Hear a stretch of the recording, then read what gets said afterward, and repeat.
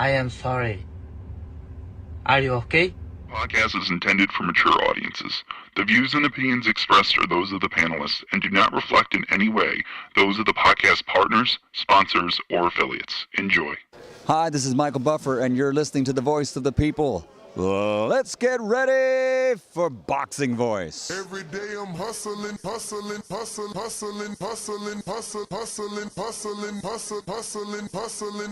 Every day I'm hustling. Every day I'm hustling. Every day I'm hustling. Every day I'm hustling.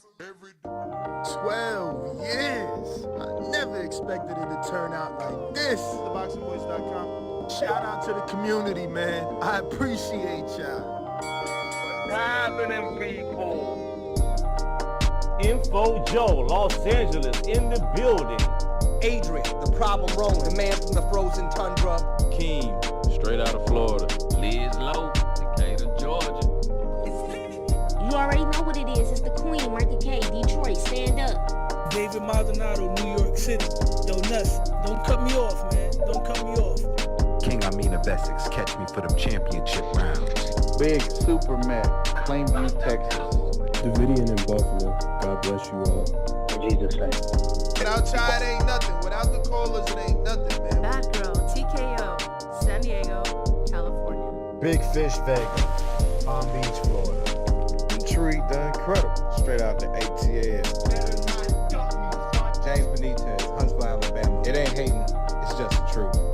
Show Kid, Mount Vernon, New York, suckers. SDS Promotions. Coach Midday from London, UK. Let's go! I'm ready! Checking in from Tennessee, it's Lethal James, P-A-Y-N-E. It's lethal.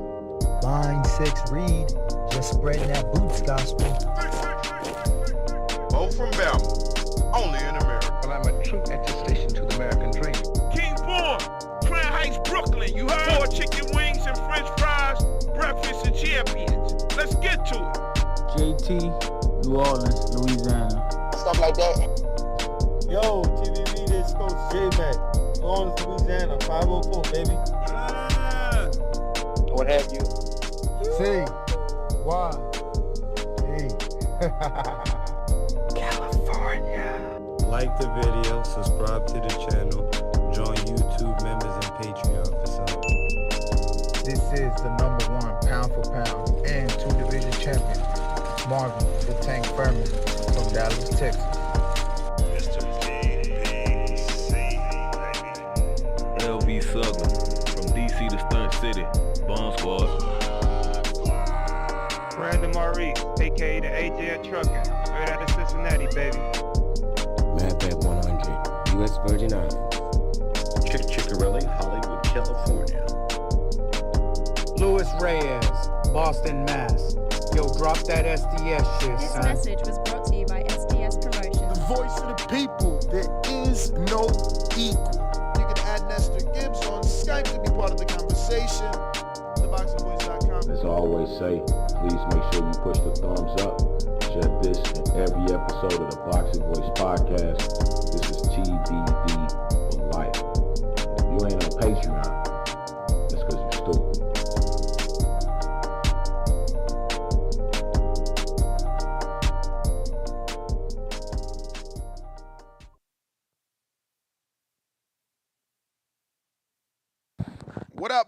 What up? Welcome back, ladies and gents. Welcome back to another edition of the Boxing Voice Radio. A little late today as we had a Hardeen function last night we had to attend, so the getting up at 4 in the morning just wasn't doable. But here we are about an hour and a half late. It's still early in the morning. We rocking and rolling. We're going to be talking this week's big fight with Ryan Garcia, all eyes on him, versus Oscar Duarte.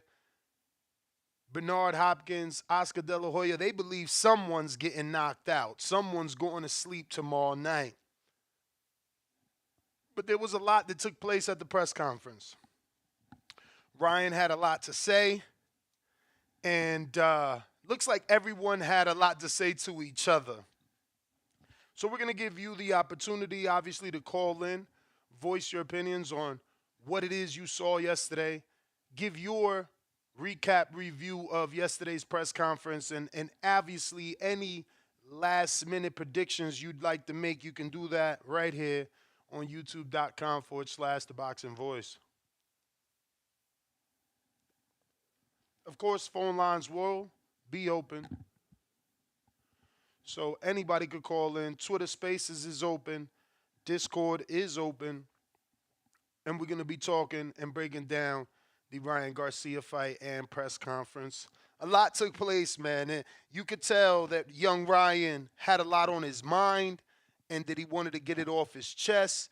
And you could tell just by his mannerisms waiting for his turn. I mean, even when they announced him, he took off his coat. He knew he was about to unleash some fire, man. He took off his coat, threw that shit. So Ryan has been having this on his mind for a while now. And I get him. A lot of us may not side with Ryan because we've kind of seen this before where he's, disputing with his promoter and whatnot. But there's got to be some sort of truth to it. I mean, it's not like we don't hear how they talk about him. That's affecting him. So I don't know the people that are siding with Oscar and B-Hop. You got to think about it. He made $30 million. That means that Oscar and B-Hop made that $6 million, which is 20% off of him. So it's like, bro, where are you gonna get that from? And it's what Ryan said. I'm your star. Like, you treating me like this. Like, who the fuck do they got? They really putting their money into Oscar Duarte? Do they really think that Oscar Duarte is going to be able to make that type of money? Even if Oscar Duarte beats Ryan, he will not be a $30 million fighter. I just don't see how.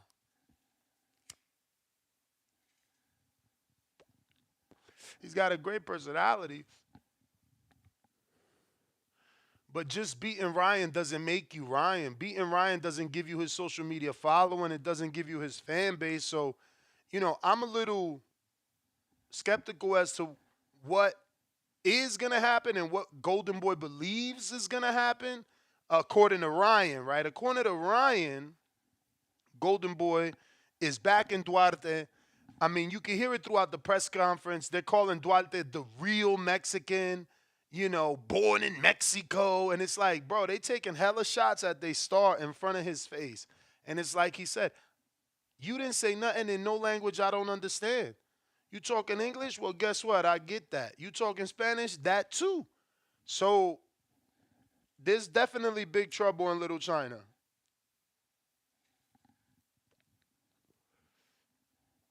Is that going to derail Ryan's plans? Will everything that's going on with his promotional company and in his life, is that going to, again, make him lose focus in the ring? Or is he dialed in? Because he does look dialed in. He does look focused and ready to go.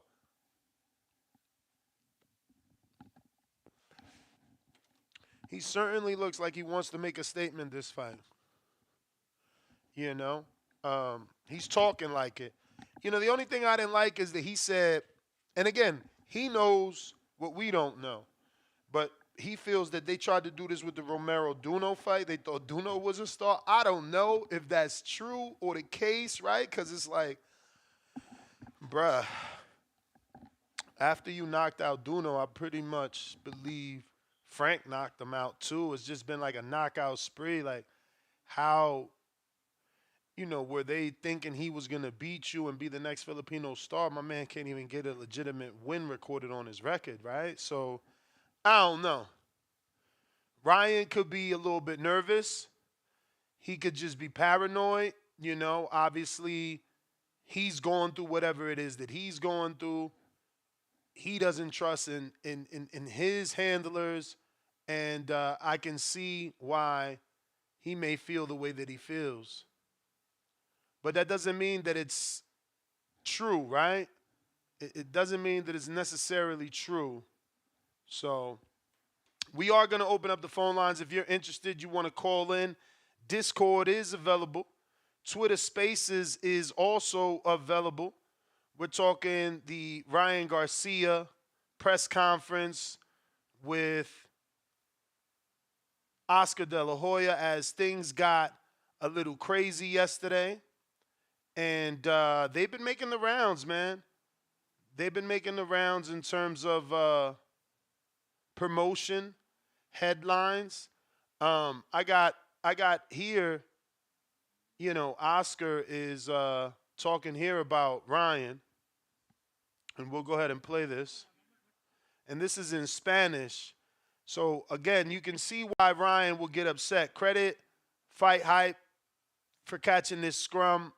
This is a, red carpet moment where Oscar's being asked questions from numerous media members. And he obviously had this to say.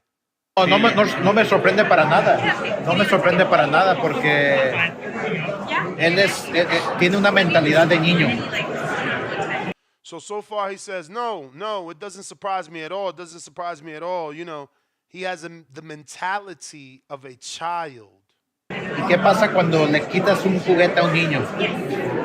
He says, and what happens when you take away the toy from the child? They start a llorar. To cry.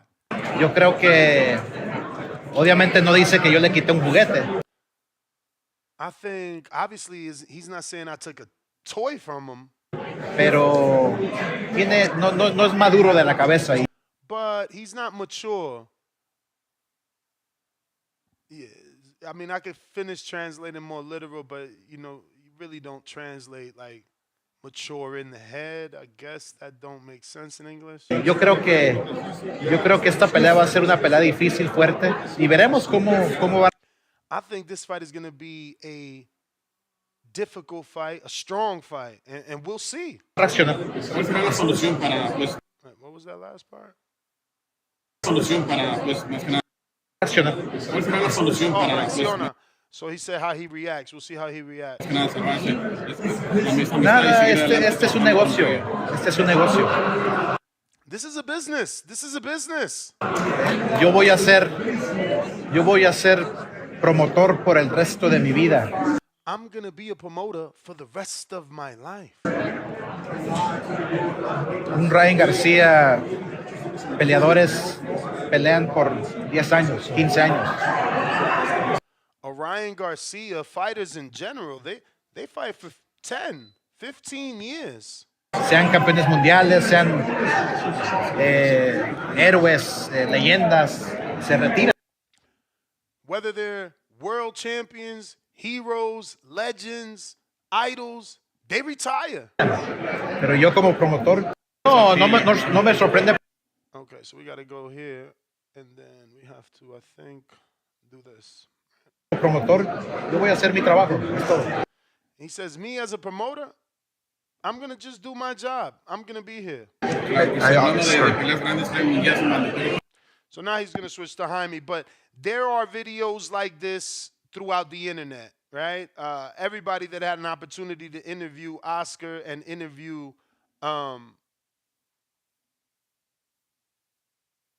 Oscar and interview who else? Oh, B-Hop. They pretty much got the same thing. B-Hop, he did an interview with KO Artists, and he just began to run off his list of accomplishments and, the people that he's spoken boxing with and why he believes he's, certified, so to speak. And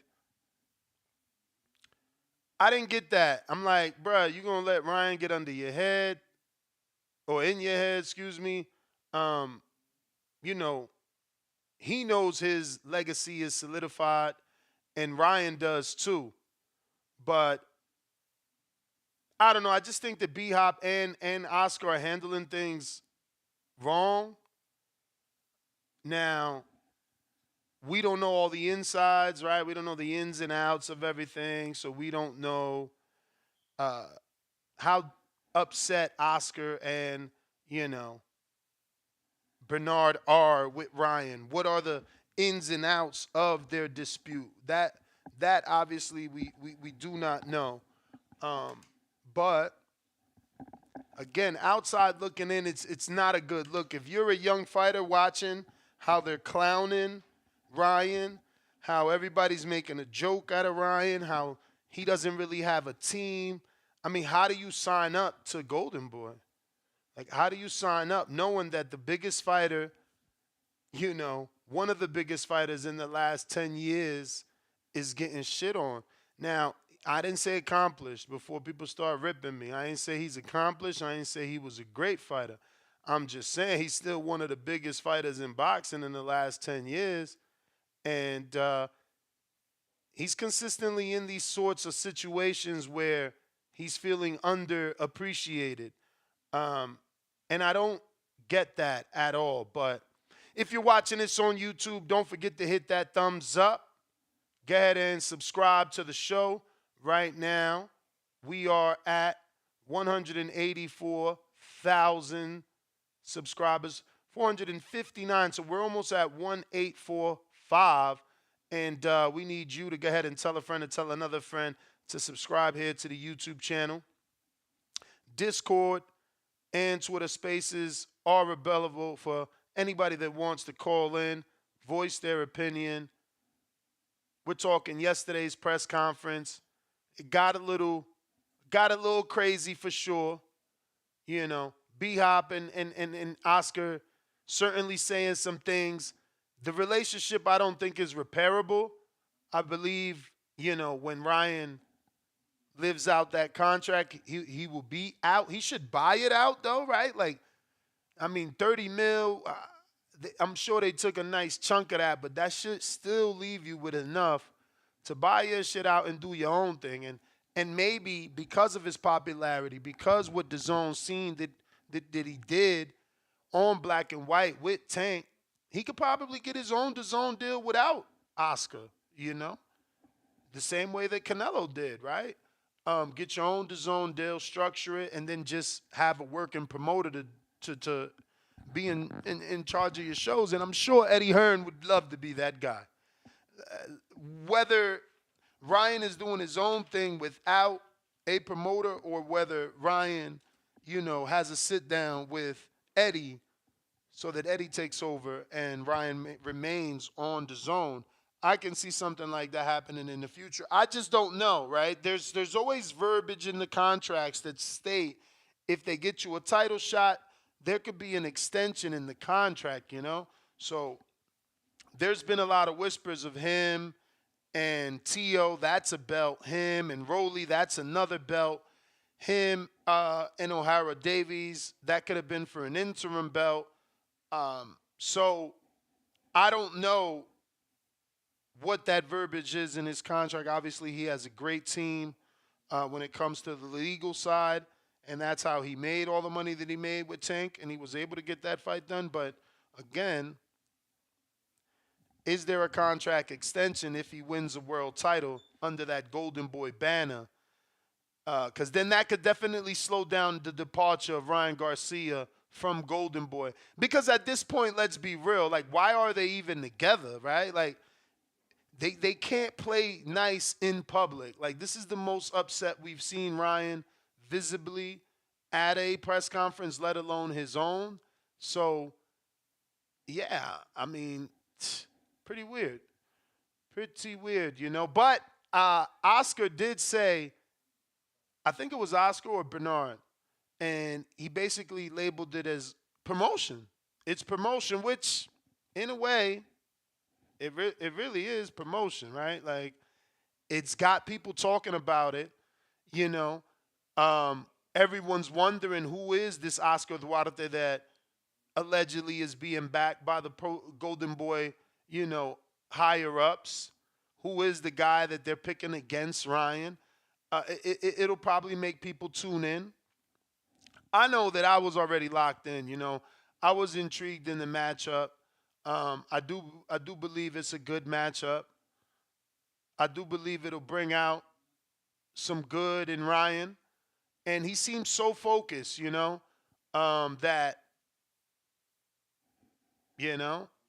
I feel like he's ready to put on a great performance. He's ready to prove to the world that he's taking this serious.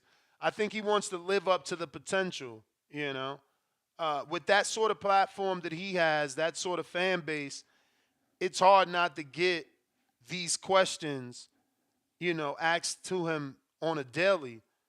That'll probably make him stay on the right track because that's all that he needs. And hopefully he can do that with Derrick James, who looked very uninterested yesterday.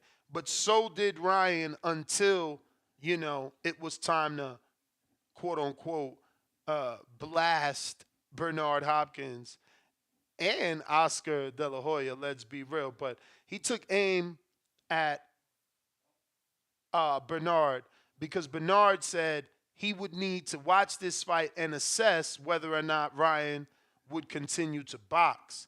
And I can see how Ryan took that in a disrespectful manner for not only the reasons that he gave, but just because, why would you say something like that without at least talking to me?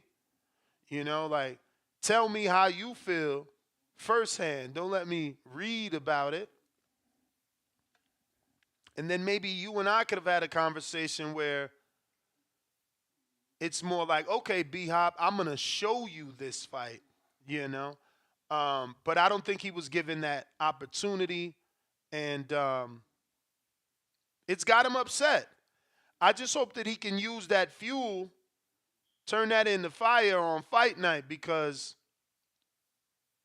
with all this publicity, the cherry on top would be a good performance. A good performance, Continue that publicity momentum. People are already talking about you. They're already writing about you. Give them something to write positively now in the sport that you're actually participating in, other than words, other than Ryan Blast B-Hop and Ryan has this to say or Ryan is disgruntled. No, Ryan stopped Duarte. Ryan outclassed Duarte. Ryan can't fight these types of fighters no more. We need to see him with the Haneys, the Tanks, and the Shakurs, and the Tios. That's it. He's too good for those guys, for these Duarte types. That's the conversations that he needs to be having, And the performances that he should be having, especially off the back of a Tank loss. He said all the right things when it comes to why this fight's not on pay-per-view and his thoughts on a pay-per-view. But don't just give us a free fight because, you're trying to sympathize with the boxing fans. Give us a free fight and a good fight so that we can be like, damn, Ryan does the big shows, and when he's not on pay-per-view, he's still taking good fights. But it will be live on DAZN at 8 p.m. Eastern, so that's obviously 5 o'clock here on the West Coast. This fight will be taking place in the Toyota Center in Houston, and it'll be Garcia's first action since obviously losing to Tank, who still hasn't fought, but at least he won. The heavy rumors that he was going to fight in December, and that's off the table.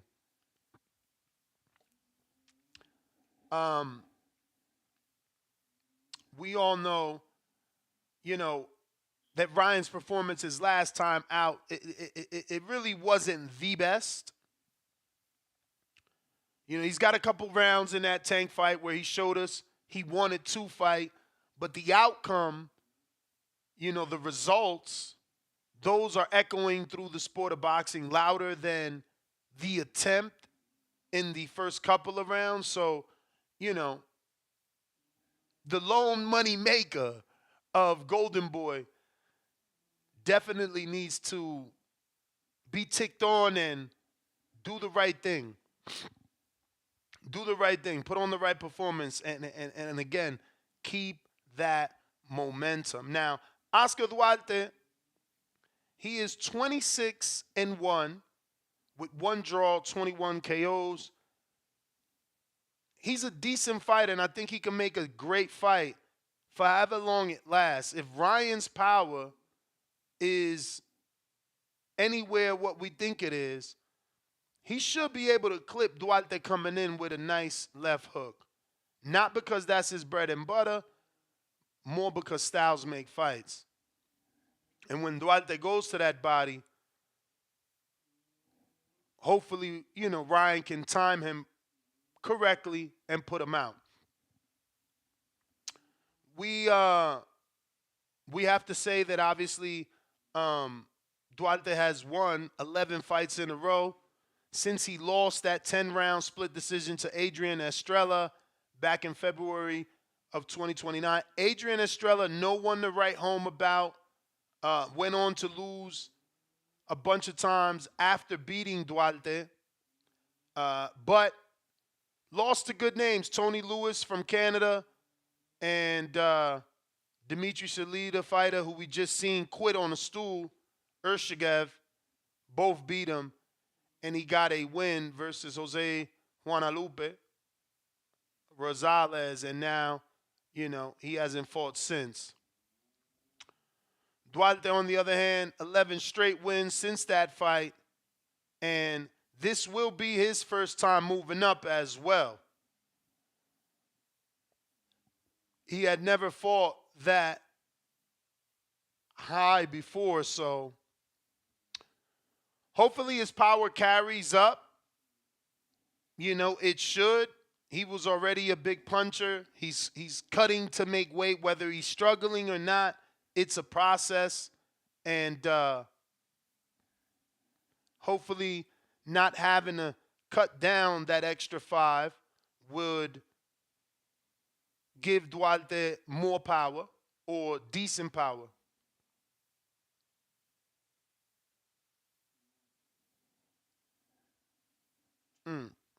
So phone lines are open, though, if you want to call in, voice your opinion. Number to call, 1425-569-5241. Press 1 one time. Right here, we rocking and rolling. Twitter Spaces and the landline is available. We're talking about yesterday's press conference and obviously the Ryan Garcia-Oscar Duarte fight. Let us get your predictions. Tell us who you got winning and how.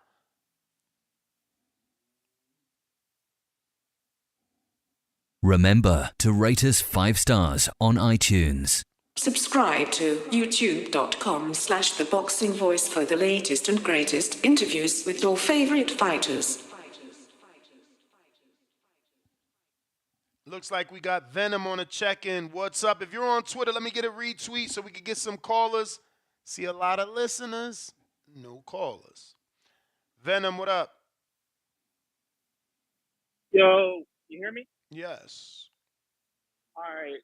So as the real Ryan Garcia fan, I'm a little torn with him and Oscar and Bernard beefing because what?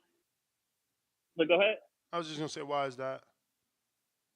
Because Oscar and Bernard, whether we like it or not, they gave him what he wanted, even though they didn't want it. They signed on the dotted line for him to get that fight. And I understand that they didn't show up to the post-fight press conference, so I understand that. But they still gave him that fight. And but as far as I think Bernard just put gas on the fire though, so I don't think he's gonna re-sign. Oh well, I think they are about to set him up though. In what way? They are about to set him up. So they just signed O'Hara Davis and Arnold Barbosa, and there's rumors that they're about to sign Jose Ramirez. I think they are going to put him through a gauntlet. I think it'll be O'Hara Davis next. I mean, it's not really a gauntlet, though. Like, technically speaking, if he's as good as you've been telling us, O'Hara Davies, no disrespect to him, he's second tier 140. He's not the top. The top would be Tio. You ain't let me finish. Look, because he got, from what we know, he got at least 6 fights left in his contract, which is like 3 years. So he got O'Hara Davis, Barbosa, Jose Ramirez, and then they'll probably set him up with a Tio or Devin. I mean, again, he's got to agree to fight Tio and Devin, but the other names, I feel like a focused Ryan beats definitely an O'Hara Davies. He's going to be tricky. He's got very, very long arms. I was kind of hoping that he did fight this Saturday so America could get to see him because he's not a bad fighter. But then, Ishmael Basurro, he's like, 50 years old. Ramirez hasn't fought in 2 years. Barboza hasn't fought, I don't know since when. And truth be told, they talk about Frank, but Barboza, no disrespect to him, I like him. But I'm gonna just say it like that so that he don't take it as disrespect. What they call Frank is probably more fitting for Barboza. Did we lose you? And I believe that's true. Yeah, I see people, they're like, oh, Frank's this 28-year-old prospect. And it's like, bruh, there's a lot of dudes out here like that. A lot of dudes out here that haven't had a contender on their resume just yet. But if you're on our landline, you do have to press 1. I believe that's Edward, right? So make sure you press 1, Ed. Alex on the check-in. Hello, good morning. Can you hear me? Perfect. Excellent. First and foremost, I want to invite the Holy Spirit into this podcast, into this call. Amen. Thank you. Now, back to the action, man. Ryan Garcia really brought that energy. But I thought that was funny when he did that. It was like such a change, Like, yes, man, thank you, God. And then he just came in and went straight at Bernard Hopkins. Man, listen, man, it's always fun to see a little bit of, what's a good word for it? I guess energy at a press conference because, Ryan Garcia, you could feel he's been holding that back. And when Bernard went up there and said what he said, you could see Ryan was visibly upset. So yeah, I love it. It is good promotion for this specific fight. But Ryan has to listen. He has to prove it in the ring. He looked a bit amateurish at times against Tank Davis, and he paid for his mistakes. Oscar Duarte is no Tank Davis. However, with his style, with his pressure, look at his record. I think they said like 11 straight knockouts. He's gonna come bring the fight. Now, I'm hoping Ryan Garcia is sharp because I think he does bring something good to the sport. He's not afraid to speak his mind, regardless if you agree with everything he says or not. He brings good attention. As you can see, I think this is a lot of people were speaking about this right after the press conference. So yeah, I really hope. Listen, if win or lose, I just hope he shows that he is at least one of the top quality fighters that there is. So please, Ryan, man, I really hope Derrick James and you have been clicking like you guys said you have. And, could we see something like a Fonseca kind of knockout where he catches and shoots? The left hook, listen, it's a beautiful shot. He's fast. He's shown he has power. But is he going to have power? Well, the thing that's kind of bothering me? I mentioned it before. It's another dude that he's bringing up. So even, let's say he does knock out a Duarte. He's are we really going to say? He's learning from Tank. Tank brought up Barrios. Tank brought up Hector. Barrios, no. He went up for Barrios, so scratch that. He showed his powers for real. So with Ryan, we still have yet to see that. As you're going up in weight classes, when is he going to face someone that's actually in the weight class? It's been years. This is I last time I checked, at least the 4th straight guy that is above their usual weight class. Whether it's on him or not. That's just a fact if you look at it. I just think this is good matchmaking. That's what you're supposed to do. You're supposed to protect no, I'm not saying it's bad matchmaking. I'm just saying him as a fighter, take all that bullshit out. We want to see if the power's for real or not. You can't see for real if you're bringing up another guy. Once again, that's not going to prove anything. Maybe stylistically it makes sense. This is a guy that brings pressure. We're moving up in weight fully. We fully committed to being on 140. We want to settle into the weight. You talked about that, I think, a lot yesterday about settling into a weight, which Ryan has been doing slowly but surely. And that's fine. But what I'm saying competitively, I want to see him against a real 140-pounder. This is what's in front of us. This is what's set. That's fine. Get through Duarte, who's going to be a fun matchup. I'm sorry? Last caller made a good point. They've signed a significant amount of 140-pounders. I'm sure they got an option on Ishmael Basurro. They just signed Davies. They just signed Barboza. Those are four natural 140 pounders. So if Venom is correct, and they've also bringing in Jose Ramirez, which would be crazy because he's been with Top Rank, but that's a lot of people naturally his weight. And again, I got nothing wrong with it. Credit to Angel Garcia had the balls to do it the way they do it in the old days, and he let his son get acclimated. And Derek James and Henry, that's what they doing with Ryan. They letting him get acclimated. I have no doubt that he'll fight those other 140 pounders, in the near future. Well, probably in the future, but I wouldn't say the near future. It sounds like the way that he was speaking was saying that they kind of basically they picked Duarte for this fight, and the next fight Derek James is going to pick the next opponent, and then after that they may look into things. So we'll see exactly how that plays out. But that's what I'm saying. The next opponent, think about what they did. The next opponent was going to be Rolly. That's why Rolly gets out of his quote-unquote status in March. Ryan fights in December. O'Hara was supposed to fight on the undercard and become the interim, which now he can't push. He can't pressure. So that leaves Rolly available for a voluntary with Ryan. And then, we'll consolidate, or we'll fucking make Ryan fight O'Hara after they did their big fight with Rolly, who's another 140-pound natural dude. I mean, it sounds all good, but we still don't know for sure if that would happen at all. Because so you're saying O'Hara Davies becomes the interim, and that is going to allow more time for Rolly not to fight O'Hara Davies. Is that what you're saying? Absolutely. If everything would have played out, this fight was for the interim. Ishmael Basuto. Right. So if everything would have played out, he would have just become the interim.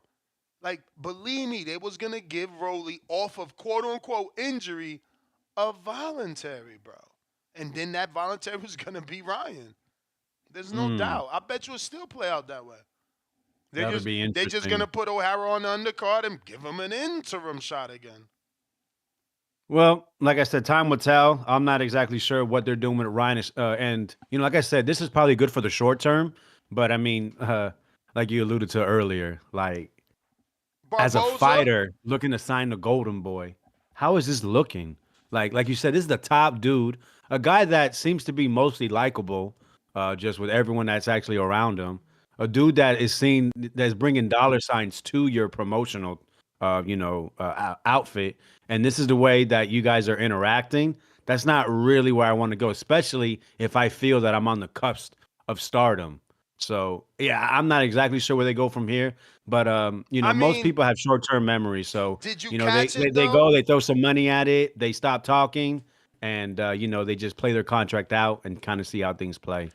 But did you catch everything that was going on? Like, they sent shots at Ryan by saying, like, oh, we got plenty of undercard fighters that are ready. They're just ready to be the main event and waiting. Right. They're doing the right things. Like, bro, they were taking mad shots at Ryan. And obviously they're talking about Schofield, and I guess he's ready to main event. He's done several main events in San Antonio under Davies' promotion. So, I can see him spreading his wings with Golden Boy.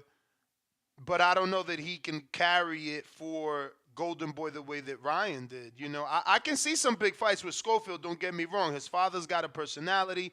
He's got a great fighting style. But he's going to need a lot more promotion to be able to make, like, off the top of your head, Schofield gets all the publicity, all the promotion that he needs to become a big fighter. Who's his A side, B side where he makes $30 million? Man, exactly. Shit. Not really. I mean, the only name he really gets connected with is Keyshawn, and they're nowhere near that, either of them. So exactly. Yeah, I mean, they're definitely building him. I mean, remember his last fight, he got elevated to main event. So and now they definitely want to push him. And this one, he's elevated to co-main because of O'Hara's visas issues. Because O'Hara Davies was supposed to fight, but obviously This is another drop the ball issue. Now, again, I could be wrong. We could just be receiving the news when we're receiving it. But to us on the outside, it looks like Golden Boy Took very long to get that boy approved. He should have been in the United States a week ago, which means he would have got denied for his visa a week ago. No, I actually seen something on Twitter where he had posted. I don't know if it's still there, but O'Harry Davis is saying basically that they were trying to keep him from this opportunity, that he felt that the powers may be were not doing what they're supposed to do to make this fight possible. I'm trying to So tell you know you. what? Maybe you did outline it purposely that they are trying to make sure they get Ryan versus Rolly, so they're doing everything they can to go ahead and make that happen. I guess brother, like I said before, if you time will go tell. into a foreign country and you need a fucking visa, why are they applying for your visa, or why are you finding out you denied on a Wednesday for a fucking Saturday fight? Something they did wrong. Like, bruh, when I was gonna go to Uzbekistan, the first thing I did was call about the visa. You don't buy your ticket first? Like, that shit, I don't, look, they act like motherfuckers ain't never traveled. I've been to hella foreign countries. My passport is stamped up. So I don't know how this man, now, granted, do you got UK dudes that can't get in America because of records? Yeah, that happened to my man Martin Murray. So does O'Hara have something we don't know about? Quite possibly. Did it come up? Maybe. But it would have came up a week ago. They should have done it a week ago. That's all. That's just how I feel. Like, to find out on a Wednesday and your fight is Saturday, bro, that kid got to be devastated.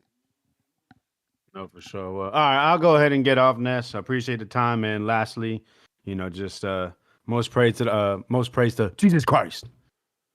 No, for sure, man. Amen, amen. Without Jesucristo, we got nothing.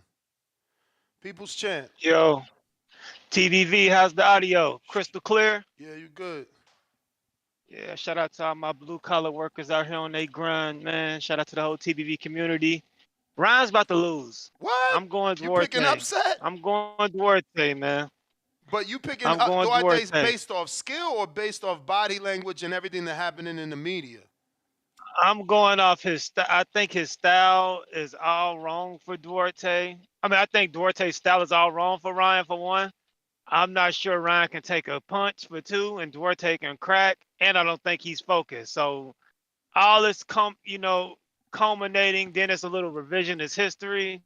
Never a fighter. You hear me? I had a call come in, my bad. You said revisionist history.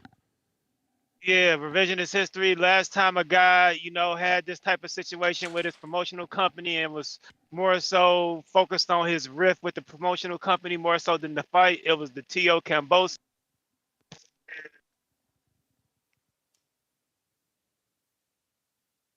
He must have got another call, but while we wait for him to reconnect, go ahead and smash that thumbs up. You can jab it, hit it with the right cross, little left hook like Canelo. Hit that thumbs up, you feel me?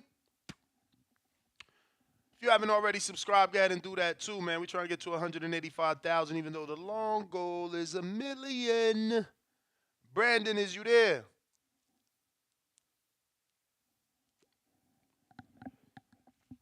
All right. We're going to get to the next caller then. He must have dropped off or got an important call. Let's see here.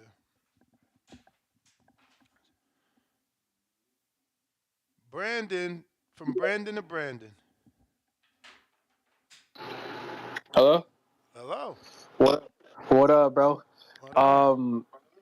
This Ryan Garcia fight is gonna be good. My pick is Ryan Garcia just because I've seen him more often than not. Throw some solid hits, throw some solid punches, and they were pretty heavy. He just kind of took a loss with the Tank fight, but that's the only loss that I saw. So, but I think in terms of this fight with Duarte, I think he'll go his way. It's up in the air right now, but I feel like he's in a state of mind where he knows what he's doing. He's very smart right now. He's thinking in a smart way, and looks like he might just come away from this fight with a win. So, looking forward to seeing that as well. And then, man, I'm just kind of mad because my fight. How I was telling you about my fight. My fight, I texted my friend. I was supposed to actually fight at the event, but after my sparring session with one of the guys at the gym, he said he called me effing dumbass, all this sort of stuff. He called me like he said I'm a bitch. He said all this stuff about me for no reason. Right after the sparring session, and I was just standing there like, why are you mad? And then and then it was like, you're not fighting at my event. I'm like, all right, so.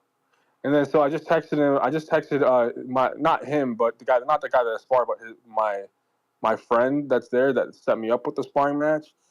And I was just like, okay, so can I fight at the not this event, the one in December, but if I improve my skills and like keep like trying my best to like be a stronger fighter, can I then possibly fight at the next event, like the one after this one?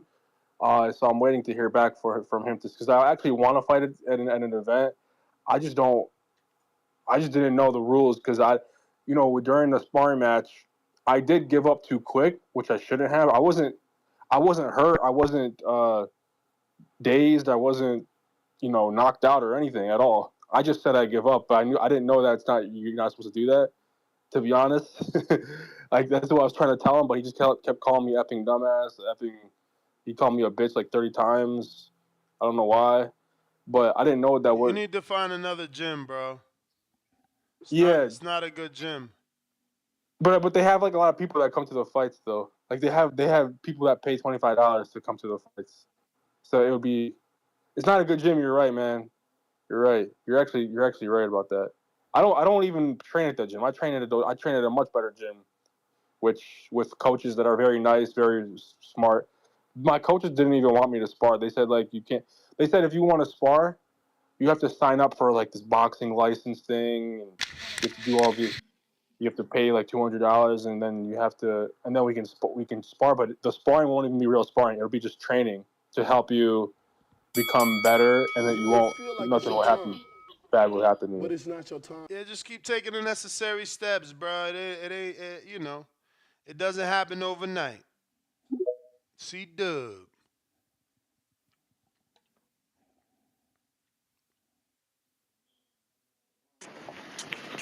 Yo, how the audio? Straight. That's what's up, man. Shout out TBV. Smash that like button. It's free. Do something with yourself.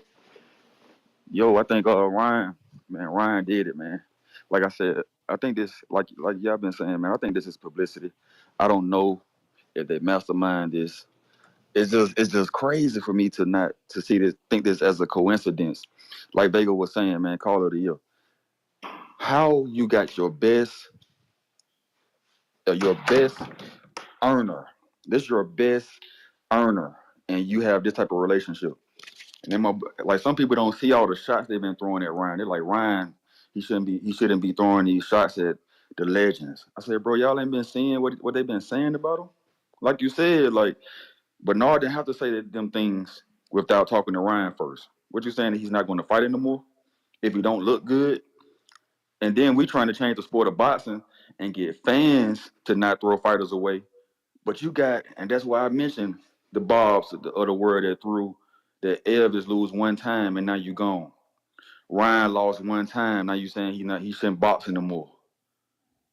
Like, how do we want boxing to get better and to become like the UFC as far as the fans that's giving fighters with multiple losses and still having high hopes for them or still having high praise for them? But if fighters lose one time and you saying they need to retire, they need to start boxing. It's crazy, man. It's crazy. I'm so glad. I was smiling from ear to ear, man, how Ryan did Oscar and Bernard on the mic.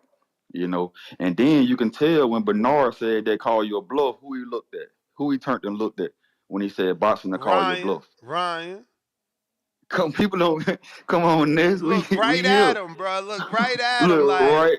that's crazy, man. Yeah. So whoever say Ryan is wrong, man, I don't know. Look I close. just don't get it though. Why? Like, Al Heyman gave Andy Ruiz the money to buy himself out of his contract. How you telling me you just seen this kid make $30 million? You see he not happy, and no one is helping him get out of this deal. That must be an ironclad deal. Let's be real. I don't get it. Yeah. And I don't know when it's up Like, has any reports says like how many fights he has left? Because we don't know. We don't know if they got him in.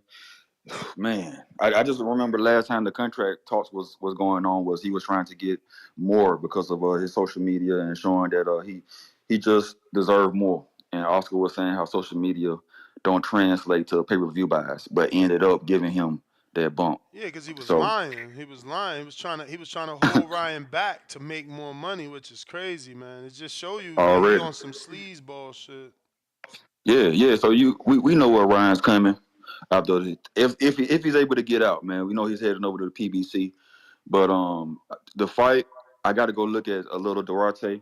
I think Ryan is going to win. I believe Ryan is going to win. You did mention that Duarte is coming up. This is his first time coming up. He hasn't got acclimated to the weight Nope. at all. So yeah, power against power.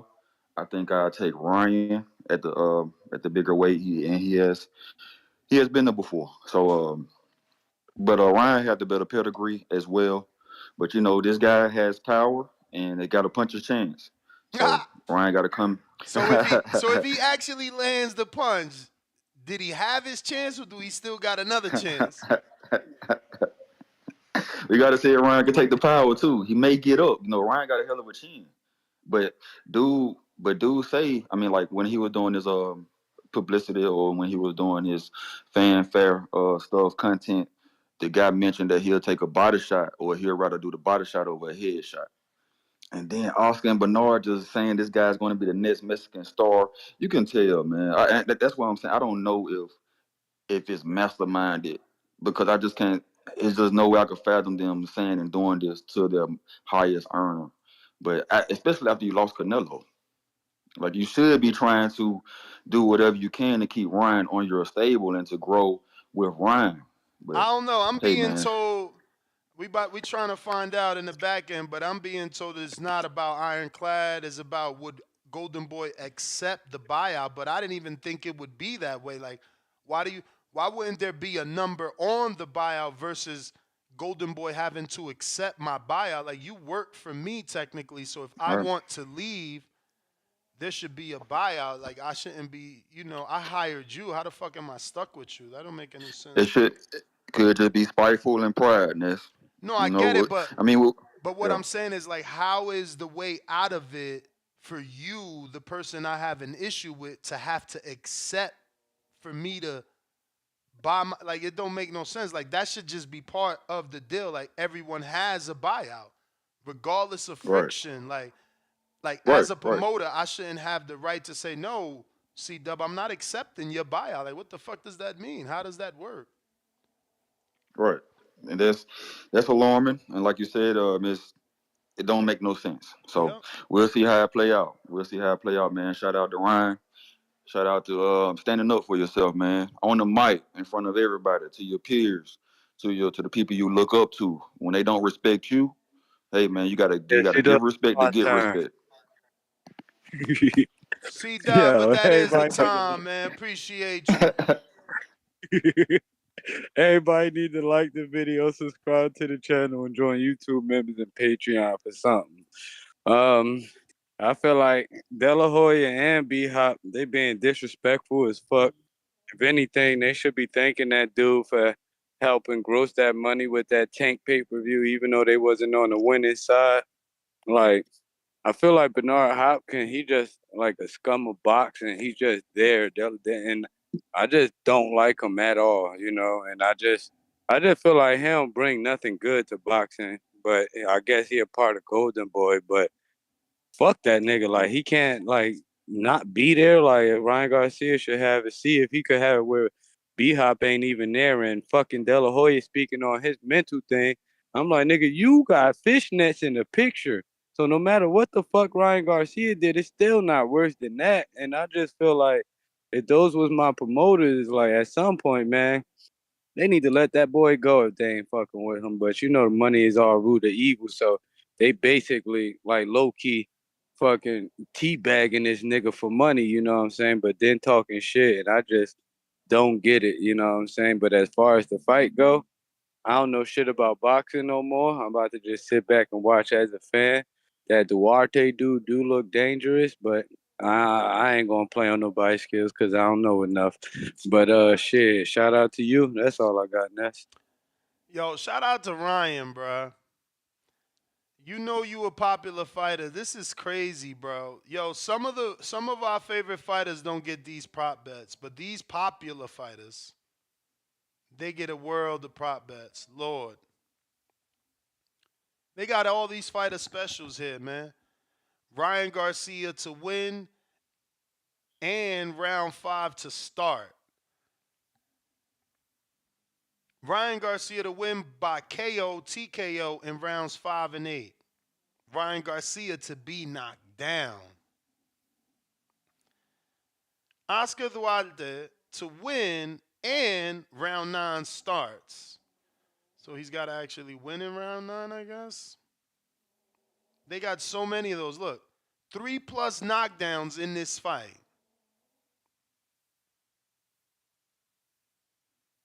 A knockdown in round 3. Ryan to win by split. This is beautiful. They don't do this for every fight, man. It's so sad. Yo, it's Ryan, too, because Oscar Duarte has never had this type of prop bets at all. Oscar Duarte to win in round 5 and Ryan to be knocked down in round 4. That's a lot. I like it. Let's see. The bookies, they're giving, wow. Very interesting. Very interesting. Today's Friday. Yeah, I mean, I guess I'll say no more. See you on the betting show. I forgot. That is interesting. But a lot of prop bets for this fight. A lot of prop bets. Some interesting ones. Look at this. Ryan to win in rounds 1 through 3. I like. They even got 1 through 4. Oh my goodness, 1 through 6. I'm telling you, this is crazy. Crazy how many fucking different options they've given for this fight. Wow. Yeah, man, shout out to Ryan, bro. He's doing his thing. He's doing his thing. Whenever you got the betting line open like that, across the board, shit, you moving the needle. Tip, what up? Yo, man, Ryan Garcia, bruh, man, shut that shit up, man. He having an AB moment, man. He gonna realize, man, he turning his back on people that got his best interests. And you know what I'm saying? Who got his best interest? This is gonna be make or break for it. No, I'm talking about B-Hop and Oscar. Oh. This is gonna be make or break for him. And you know what I'm saying? His mind ain't where it needs to be. And B-Hop's telling him the right things. You know what I'm saying? He taking shit the wrong way. Come on, bro. Ryan, you a fighter, bro. You can't tell me one person could say something about you and that ain't gonna throw him off his game. He took the right time to say it. He waited for the press conference. I'm telling you, because listen, he wouldn't have came out publicly if he was in the right headspace. He wouldn't have came out publicly, bruh. This is why Oscar. Why Oscar called him a. You're talking about a dude that does this all the time on Twitter, and just keep in mind, I know I'm cutting you off, but just keep in mind, had he done this on Twitter, we would have said, man, you should have did it at the press conference to bring attention to your fight. Like, these fighters can never do right in your eyes. The dude spices up the press conference. Motherfuckers care about the fight now because of Ryan. Y'all think he ain't in the right headspace. Why the fuck can't I just be focused, waiting for the press conference to let the world have it and let them know I'm about to do my thing on Saturday? Tell me this, Ness. Is he selling the fight or is he selling his emotions? He sold the fight. He said, I know they betting against me, and I'm going to show them like I did in the Do-No fight. How are they betting against him? How are they betting against Ryan? Bruh. How are they betting against Ryan? My man was up there saying, the real Mexican, born in Mexico, the next Mexican star. Like, come on, hey, man. Then B-Hop turns to him and says, boxing, basically paraphrasing, boxing gonna make you tell the truth. You feel me? I don't remember his exact fucking phrase. Yeah, it's gonna make him tell the truth But because he this is turned make to or break. him. This ain't This your is make or. enemy. That ain't the Listen, B man, side. That's no. your fucking A side. You B-Hop, but you gotta understand this. B-Hop didn't treat him like I get enemy. it. I get it. I get it. B-Hop didn't treat. B-Hop When is did a B-Hop treat legend. Ryan like it? B-Hop is a When did legend, and you B-Hop don't treat like Ryan it. I like an get it. enemy? I get it. When did B-Hop treat Ryan like an enemy? You gotta tell me. When did when he turned to him in front of the world, and said that boxing will tell us if he's lying. Why not turn to Duarte? Before that moment, B-Hop ain't never turned his back on Ryan. Why not turn to Duarte and say boxing gonna show us whether or not you the goods moving up to fight the puncher and Ryan? Like, nah, he choosing to put the pressure on Ryan. Stop the bullshit. You gotta put the pressure on Ryan. You supposed to put the pressure on Ryan. He's your star. It don't matter if he's the star or not. You're supposed to treat him right. You're supposed to make sure he right. You ain't supposed to fuck up his mindset. And they are making sure he's right by putting him in a fight that's gonna make or break him. By fucking up his mindset, you mean? By fucking up his mindset. Listen, bro. Ryan is listening to the voices on the outside. He's listening to the people that are telling him, the people that are calling in right now, he got telling him that, he got eyes. Listen, they weren't he's there. listening to the people that are telling him Oscar Duarte is in there. They're setting him up with Oscar Duarte to beat him, bro. Nah, they setting you up to see where you mentally at. You know what I'm saying? You're in a tough fight. We can't give you a tank fight and then come back and give you an easy tune-up. Nah, bro, you gotta come back harder. Bruh, we arguing two different things. Ain't nobody asking for an easy fight. Ain't nobody saying this a bad fight. I'm saying treat him like the A side. You do not turn to him and insinuate to the world that on Saturday night we gonna find out if Ryan is a TikToker or not. Cause he even said that. But he's the one causing this friction. It's Ryan causing this friction. Oh man, all right, nah. I'm telling you, it's Ryan causing this friction. He's the only one dispute. He's the one arguing against his promoters. You right, bro. It ain't the promoters arguing against Ryan. It's Ryan arguing against the promoters. They got his best wishes. You don't see this happening with Schofield. Why? Because they're not going against the promoter. Because Schofield ain't fought nowhere near the level of a fucking Duarte. That's why. All right. Man, tell me the name of Schofield opponent. Go ahead. Hey, listen, I'm not gonna argue that. I'm not gonna argue. Everybody watched the press conference yesterday. Don't nobody know his name. I'm gonna just say that when Schofield get there, just watch how they move. That's all I'm gonna say. When he get there, just watch how they move. Bro, he not. When he get there, you right. When he get there, but the next question is gonna be, when is that? When is that? I mean, it's closing. It's closing in. Look, because I could go to BoxRec and show you the sidestep. They done sidestepped 2 fights in a row now.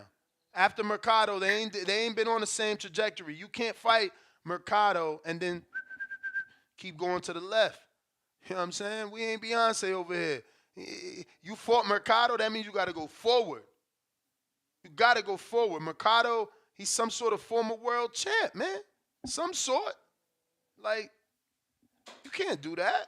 They ain't. Who the fuck is who's the guy he's fighting this Saturday? And this is what I'm saying about these press conferences. Like, he seen Ryan turned up. He had to turn up too. Because now look, you got elevated to co-main event. Don't nobody even know who you fighting. They only care about the Ryan fight. You ain't make nobody tune in an hour earlier to watch you. Baby Joker, what up? Because honestly, I don't even know who the dude he is. I don't know the name, nothing. I would have to go to Google. Can you hear me? Yeah. Yeah, bro, I'm torn in this fight, bro. I don't know who to pick. You lying. You know you're picking the real Mexican. Mexican. My heart and Holy Spirit tells me the real Mexican. Told you. But my brain tells me Ryan, bro. I think I'm just going to sit out this one and just watch. No, I'm really intrigued to see if there's any improvements in Ryan's game with Derek James. The press conference is pretty dope. I like how he's talking shit. That dude he's good for the sport. He's good for the sport. I don't know why people tripping about him talking shit. You know, we get mad when they don't do it, and then we get mad when they do it. Say they're not focused, which is fucking crazy. But, I mean, Ryan is known for not being focused all the time. So I hope he just comes in there, starches Duarte, and proves a fucking point. because I don't see why he shouldn't. He's the more talented guy in the ring that day. We're just gonna see though, because I think I heard Brandon say we don't know if he can take a fucking hit, Bro, and apparently just Duarte stick can to the fucking punch. script, bro. Be you, bro. Pick the real Mexican. Don't change now. I am being the real me. But pick your guy because and say Ryan's not real Mexican. Fucking TikToker, fucking American YouTuber. Keep that same energy. Keep picking your Mexican born only. Nah, we're not riding with Duarte. Oh, Then okay. we're going with Ryan, bro. So that's We're only going with Canelo Ryan. Benavidez shit. That's only an excuse when it No, comes to I Canelo and better not. Benavidez. Them numbers better not be realness. Them Bro, fucking numbers better not be real, cause bro, that's I fucking I I pathetic, bro. I have I have nothing against that man, but I always need a second opinion on anything he reports because everything Yeah, he that's reports wild. is negative. Those numbers are wild. He only reports negative for PBC. Like I never see him say a fucking top rank event did bad or a matchroom event did bad. It's I need a secondary Well, yeah, hopefully they source. are fake, cause that's kind of bad. I'm kind of bummed out that his fans didn't really come out and support him like that. The Mm. dude is talented, bro. He's talented. The dude is his style is fucking eye appealing. Like, who doesn't want to see a dude brutalize another motherfucker in the ring? I mean, I since just you don't brought understand. it up, for all the little David Morrell fans, if those numbers are true, that's only like $4.8 million, which means you barely covered the purses, plus you didn't give your provider any percentage. You know, the gate was only 10,000 people there. How much could that have really made? So if you expect the Morrell, it ain't gonna happen. If he Yeah, bombed man. with Boo Boo, who the fuck is gonna buy Morrell? Yeah, that's fucking crazy. Before I dip out, Ness, I just want to ask you, bro. What round is Bill Haney gonna throw in the towel when fucking Devin Haney steps in the ring with Subriel Matias, bro? Hilarious. I love it though. I mean, listen. No, honestly, this is what fighters need. They need nemesis. They need people that No, think, for sure, hell for yeah, sure. hell yeah. You need people out there that other people think are gonna beat you, and then that's how you get the super fight because they're gonna be willing to pay for Matisse. He ducking Matisse. He ducking Matisse. Matisse is the one. You know. So he needed this counterpunch, people's champ. Everybody needs this. You know, Tank should take that too. Tank should start talking some shit to him. He's Puerto Rican Yo, at the end of the day, and people gonna think he could beat Tank. yeah, keep That talking. Keep talking. Go ahead. Keep talking about the real stepper. I'm just saying, Keep it's the talking about the truth. big stepper. You need And that's what we need more on this show. the Go ahead. Keep people. cooking. Think about it. Like, why did Gennady do so well with Canelo? Because they thought he could beat Canelo. There was an element of fear. When people think you're gonna lose, they pay. I don't know what happened with Ward Kovalev. I swear to God, I don't. They did that twice. People thought Ward was gonna lose. They thought he lost the first fight and got a gift. Why that shit did 170 twice, no one knows. An anomaly. But yeah, What's up, man? But just to finish my point, like I said, last time I've heard a fighter have more smoke for the promotional company than the fighter they're facing was T.O. when he fought Cambosis. I don't think Ryan's focused. His head ain't right. He's really not that good of a boxer to begin with. The steal from JT and J Mac, my brothers, he's flat-footed, not very good of a boxer. Is he fast? Yes. Does he have a great left hook? Good twitch on it, very explosive with it. Yes, but he's gonna be there to get hit. We've seen Luke Campbell hurt him. We've seen Tank hurt him. Duarte can punch. I got Duarte, man. This just the stars of Derrick James is on a fucking losing streak. Just everything is lining up for Ryan to lose. And I hear all y'all coming in caping for Ryan. Like, that's the problem with boxing. Like, we love the talkers. I told y'all, I'm gonna keep calling in talking about Sabril and Dave Morrell and Bud, cause they the walkers, they the steppers. Y'all talk about Ryan, he ain't did shit in boxing. I mean, he beat a former world champ. He beat an That's Olympian. what Like That's the problem with the sport. What Like former world champ? Javier Fortuna. And he Oh beat an my God. Olympian. He Okay. beat an Olympian Sure. in Campbell, you know. And here he is Jesus taking an Christ. up and coming contender. Like, goddamn, bruh. You feel Yeah, me, yeah. He's a talker. Y'all love the talkers, man. Like I said, I fuck with the walkers. bruh? Hold on a Shout out to minute. Sabril Matias. Hold on. Outside of Sabril having Tell a me to hold world on. title, outside of Sabril having a world title, Ryan has a better resume than Sabril, bro. Don't lie here to the people. No, he don't. No, he don't. Okay, who Sabril? Check it. Check it. Who Sabril Check it. beat? Just give me Sabril, one name. Man, I remember. I see. I'm a hardcore. I remember the Malik Hawkins fight. Sabril was the underdog coming off the L. This is Tank's homie. Bruh, Undefeated. hold Calvin up. Ford fighter. You sure Sabril he was beat the undefeated? piss out of that dude. You sure he was because I thought Richardson Hitchens did that first, bro. Nah, Sabril did it first. Oh, okay. Richardson, yeah. Come on, man. Hitchens did Then the he same beat the thing. undefeated. Hold on. You want me to keep going over the resume? No, Oh, go ahead. I wanna contest you. Sabril the puncher fought him. Hitchens from Brooklyn retired him. Tell the truth. Sabril the puncher fought him. Sabril the Hitchens puncher retired stopped him. him. Hitchens Sabril retired the puncher, him. hold on. Sabril the puncher stopped him. Hitchison went all 12 or all 10 or whatever the fuck. And Come on, man. retired It's him. level. And And retired him. speaking of Richardson, I fuck with the Walkers. What'd he say? Oh man, that IBF weight clause gonna be too crazy for me. I don't know if I want that Sabril title shot. Yeah, he a big Nigga was boy. complaining. He a big boy. He was complaining all that time, man. Floyd and them ain't giving me no opportunities to get that title. Floyd and them ain't doing this. You get one up, come your way in Puerto Rico. All of a sudden, man, that 10-pound weight clause is too much for me. That fight too tough to be Bro, up. Man, you don't want the smoke. Hold on. You don't want the smoke. So he ain't big. So you saying Daniel Jacobs didn't say the same thing? Plus blow. Man, all right. Hold You on. ain't even tried it yet. Come on, you see, y'all don't ever want to be fair when y'all pumping up y'all Y'all little like favorite fuckers. fighters. You pumping up your favorite Sabril fighter. doing it. He got to defend his title. He's dealing with it Let me because he's a ask you- walker. let You me like the ask you a talkers, question. man. Did Daniel But you a Jacobs? podcast host. Did Daniel Jacobs not have the IBF, and did he not blow the second day weight? Yes, bro, but that Okay. was to an advantage to take the Triple G punches. You Oh. know why he blew the weight. and what is He wanted to come in bigger. Bruh, and what is Hitchens talking about? He's saying he gonna lose his advantage because of the 10-pound rehydration. Like, why you acting like you can't alright. comprehend? Yeah, alright. He ain't even accepted the fight yet. He already know Corny, what it man. is. He Y'all know I'm gonna corny. be in there with a killer. Y'all corny. I'm gonna be in there with a killer. Y'all He's corny. y'all Y'all like I don't said, tell the stop truth. putting so much Y'all don't emphasis tell the on truth. Ryan. These talking ass niggas, bro. They talkers. Start fucking with the walkers, man. You ain't telling the truth, man. I'm fucking with the walkers, man. Sabril, Dave Morrell, Bud Crawford. Real walkers, You man. ain't Real telling no steppers. truths, man. You Y'all ain't on here telling no caping for truths. Ryan. Ryan ain't did shit in the sport.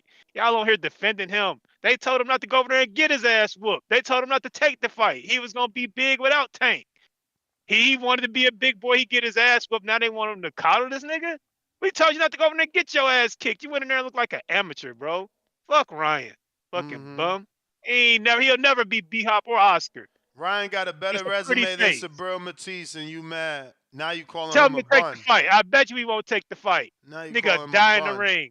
It'll be blood and hair grease and fucking teeth all over the ring. Men will quit. Ryan will sleep Matisse with that left hook. You don't believe that. You don't believe that. You don't believe that. That high guard Take shit. that.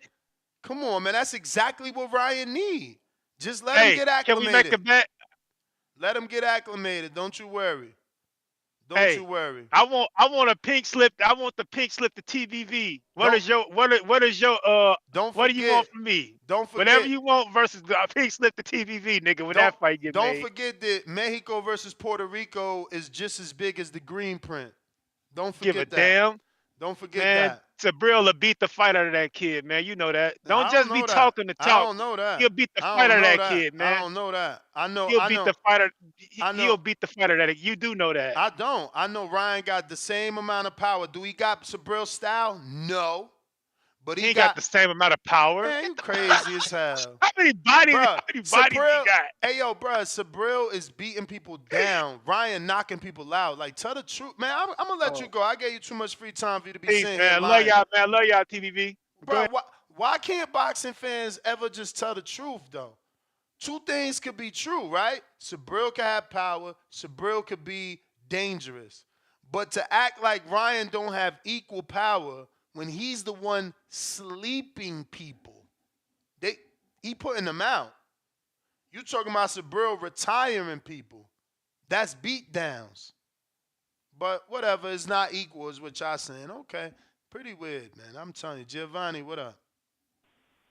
Y'all don't respect fight. My man called him a bum. He beat a former world champion and Olympian, lost to Tank, who people think is not number one in the division. No, they think he a top 5 fighter in the world. But somehow Ryan's a bum for losing a top 5 fighter in the world, plus a generational talent. Because where's the last Tank at? And where's the next one?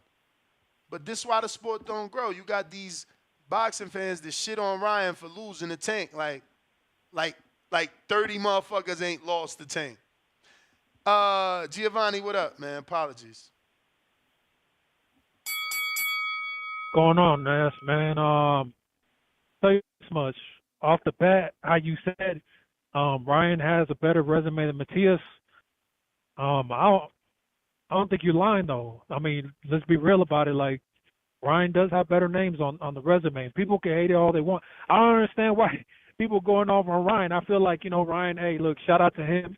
He stood up for, his – that shit crazy. How you going to have somebody representing you, and every time they saying some slick shit, they looking at you like if you the person that they fighting.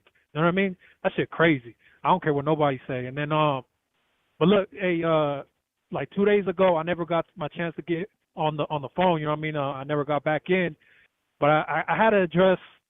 It kind of goes with the resume shit. I mean, three babies and shit that we be having calling in, right? To baby Fidel Castro, putting all this cape on, putting this cape on for David Morrell. Hate, love, or don't like Jake Paul. At the end of the day, Jake Paul, with less than 10 fights, has a better resume than David Morrell. People can hate me for saying that shit, but you can't disprove it. I mean, Jake Paul is already fighting people regardless. I still need you to debate that. Like, what do you mean? Because Alantez Fox is a better name than Tommy Fury. A way better name. You. That's the only name you could argue for, though. And the thing is, Tommy Fury is an undefeated fighter, and the thing is, But his biggest win is Jake Paul. Like, he ain't fought nobody. Like, outside of Jake Paul, I think he fought that kid Anthony Teller, who's another YouTuber. Adrian Teller, but outside, like that. But outside of Tommy Fury, regardless if they're boxers or not, Jake is fighting dudes who've been accomplished in the sport of fighting. You get what I'm saying? In combat sports. Like, David Morrell's not fighting nobody who's been tested and proven in anything.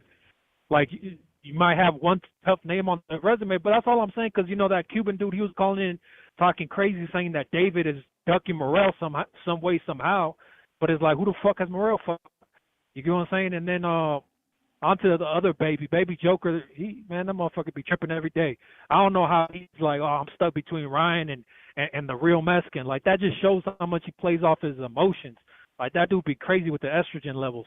I don't know what the hell he gonna fuck around and lose his house trying to bet on somebody just because they from Mexico. Like, Ryan about to knock that boy out. Give it 3 rounds and Duarte sleep. You know what I mean? And damn, to the other fast? baby Charlo. Yeah, 3 rounds. 3 rounds he's out. Wait. Who's baby Charlo? Wait. No, baby Charlo. I don't. Baby Charlo. It could be a lot of motherfuckers. Baby Charlo. Baby Charlo is the dude who be calling in and sounding just like him, and out of nowhere he wants to call in, and everybody be in the chat like, unblock him. He's been unblocked. He's just been somewhere in the corner crying, and finally found his nuts to come back and say some shit, and still came back with the stupidest fucking remark about how Wilder is a bigger name still than David or Canelo. Like, man, that shit crazy. When you think about his last pay-per-view only doing 70,000, that should show you the fact that nobody's checking for Wilder anymore. And guess why that is? Because Wilder came up with every excuse in the book on why he lost. You know what I mean?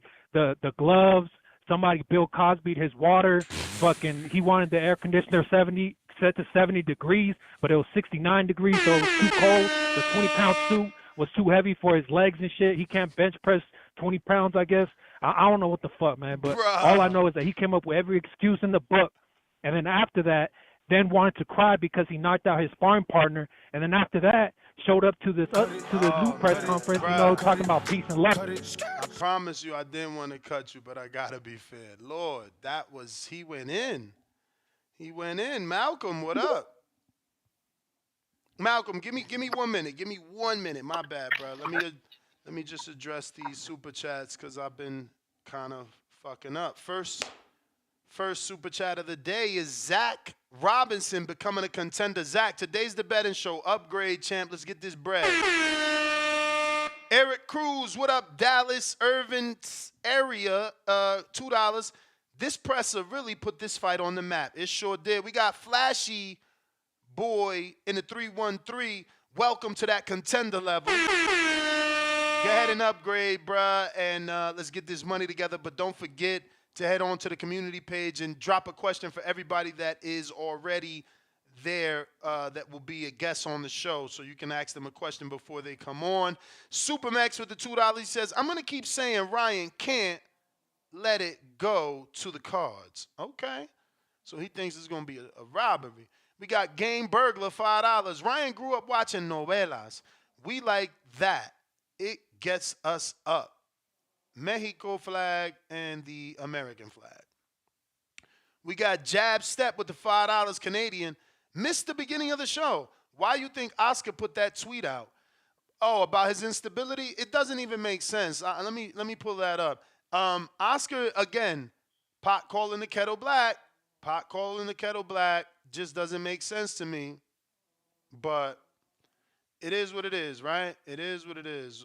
We'll try and pull that up.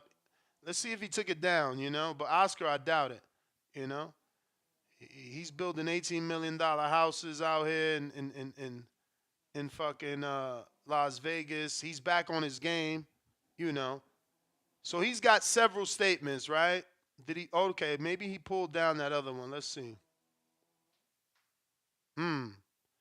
Okay, so it looks like he took down the mental health instability, but I'm sure you guys got it. Go ahead and send it to me. Send it to me, and we'll screen share it. But I'll read this one that he did leave up, which obviously is pretty much in the same realm, where he says, Bernard and I have spent decades putting on the biggest events in the sport, including Ryan's last fight, which generated $30 million for him. We build champions, help them navigate their careers to the top, and make them the highest paid fighters. Ryan, keep focused on your craft instead of listening to some of your quote-unquote team interpretations of comments taken out of context. Bernard and I will remain committed to taking your career to the top. So he believes there is a wedge. He believes there's someone there causing this friction. And, that's obvious from his latest tweet. But here is the other tweet that indicates, obviously, O'Hara Davies not being able to get into the country. Due to visa delays, the fight between O'Hara Davies and Ismael Basuto scheduled for this Saturday, December 2nd, will be postponed to a later date. More information will be made in the incoming weeks. Kid Austin will now be co-main event.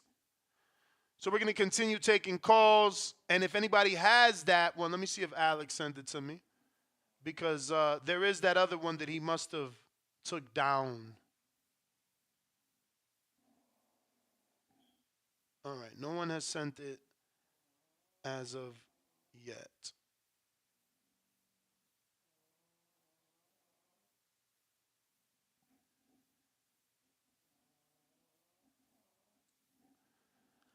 Let me see here. What about this one? Boom, boom. Nope. And this, nope. All right. Wait. I got my Mexican people. I'm sure he sent it to me. Give me a second while I'm looking for this. Hit that thumbs up. It's going to help with the visibility of the show. Put the episode in the eyes of other boxing fans that don't know we talk boxing here multiple times a day. I had the event obviously yesterday with Hardin. Shout out to Hardin. Gave me that VIP treatment and VIP section. I got to be at the after party. You know, Juicy J was there. But that's not my thing. So, I was up out of there as soon as I could be. Juicy J. I don't even know what song Juicy J sing, bro. I think I've only heard one song of Juicy J. Like, let's be real. That was funny. But it was still a dope after party. Shit was lit. I still haven't found this shit. Let me check some of these.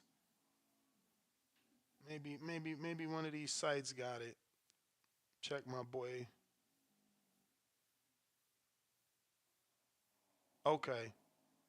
Okay. Look, that's how silly I am. I actually did a collaboration with one of the other Instagram channels, and I got it on my own page. I'm tripping. But this is what happens when you work 24/7. So shout out to my man Lalo. But as you can see, he says, I have to say that I'm really concerned about Ryan Garcia's state of mind, considering his history with mental instability, which he's documented himself. His current erratic behavior shows he's clearly not focused on Saturday's fight. You won't take my calls. Ryan, I hope you're okay. And that was yesterday, right? The 30th that he posted it. So as early as yesterday, he was trying to call Ryan and wasn't able to get Ryan on the phone. Now, I got to go to my other website, my boy who's taking over the meme industry, Punchlines, because he has the same quote, but he makes a lot of sense. And this will ruin opportunities with interviews, but like, bro, telling the truth shouldn't ruin an opportunity with an interview, right? But again, it's like I said, the pot calling the kettle black, right? Oscar. Ryan has history of mental instability. Also Oscar, with his pictures on the internet of mental instability, right? Like he went through something. So instead of helping Ryan, he's shaming Ryan, And obviously Oscar went through something when he was wearing cross-dressing, So like he should be more sentimental, more sympathetic, right? Boxing Patron, what up? But, he'll probably get mad because I shared that meme. But that meme, while it's funny, it's the truth. You can't sit here and say he has a history. You also have a history. So, don't bring up someone's past because they're going to bring up yours. Boxing Patron, you got to unmute. Timboski, Patron, jump out, jump back in. Timboski, heavy bag. What up? What up? What you say, man? Yeah, what's up, Ness, man? Yeah, just calling in to say, what did you get? Did you receive my super chats that I sent there? Yesterday, I think it was. Yeah, I seen one super chat you sent asking where do you send the counterpunch. Like I said, you could do it right there. You could just send $5 and put the word CP for Timboski or Heavy Bag, or you could check your Twitter. I sent you the PayPal link. You could use PayPal, Okay. whatever you like. Okay, yeah. No problem, man. No problem. That's cool, man. That's all I wanted to check in on. You get me? Salute to you. Salute to Danny. Salute to everyone in the TBV. Salute to the boxing community. You get me? Want to see great fights? The same, fam. Tell your boy Bruce Ennis to come and fight Conor Ben. Tell fucking Dave Benavidez stop chasing Canelo and come and fight the other guys in the 168 division. Bro, Conor Ben, don't he want to fight you, Ben? Like he ain't even trying to fight. That fight's not. That's not that. Well, it was on, and then now the fight's locked off now because he can't fight. But that's my point. That's my point. Like he calling out Ennis, but he's trying to make a fight in the UK with fucking Eubank. He's clout chasing. There's not no clout. What clout chasing? We don't need to clout chase. What are you talking about clout chase? We're fighting in big 100,000 stadiums. And that's cool. That's cool. But my brother, if you check the timeline, his tweet date, the date of his tweet, and the date of his fight falling apart, tell you everything you need to know. So he tweeted, "I want to fight Jerron. I'm coming," and then 3 days later, we find out that your fight is not gonna happen because the BBFC didn't approve you, which means you calling out Jerron, but you secretly negotiating with Eubank, so you don't really want that smoke. Like, and No, then what that small? What are you talking about? Doesn't everyone do that, Ness? Look at Devin Haney. Devin Haney's so been let me doing that. so let me People like ask to you say something. clout chases tank. What are you He's talking the about? A side. Champ, Every time Devin Haney has a fight, the what fight was after the Lomachenko fight? He's calling out Tank, calling out all these guys, and what happens? He ends up having his fight with someone else. Come on, Ness, man.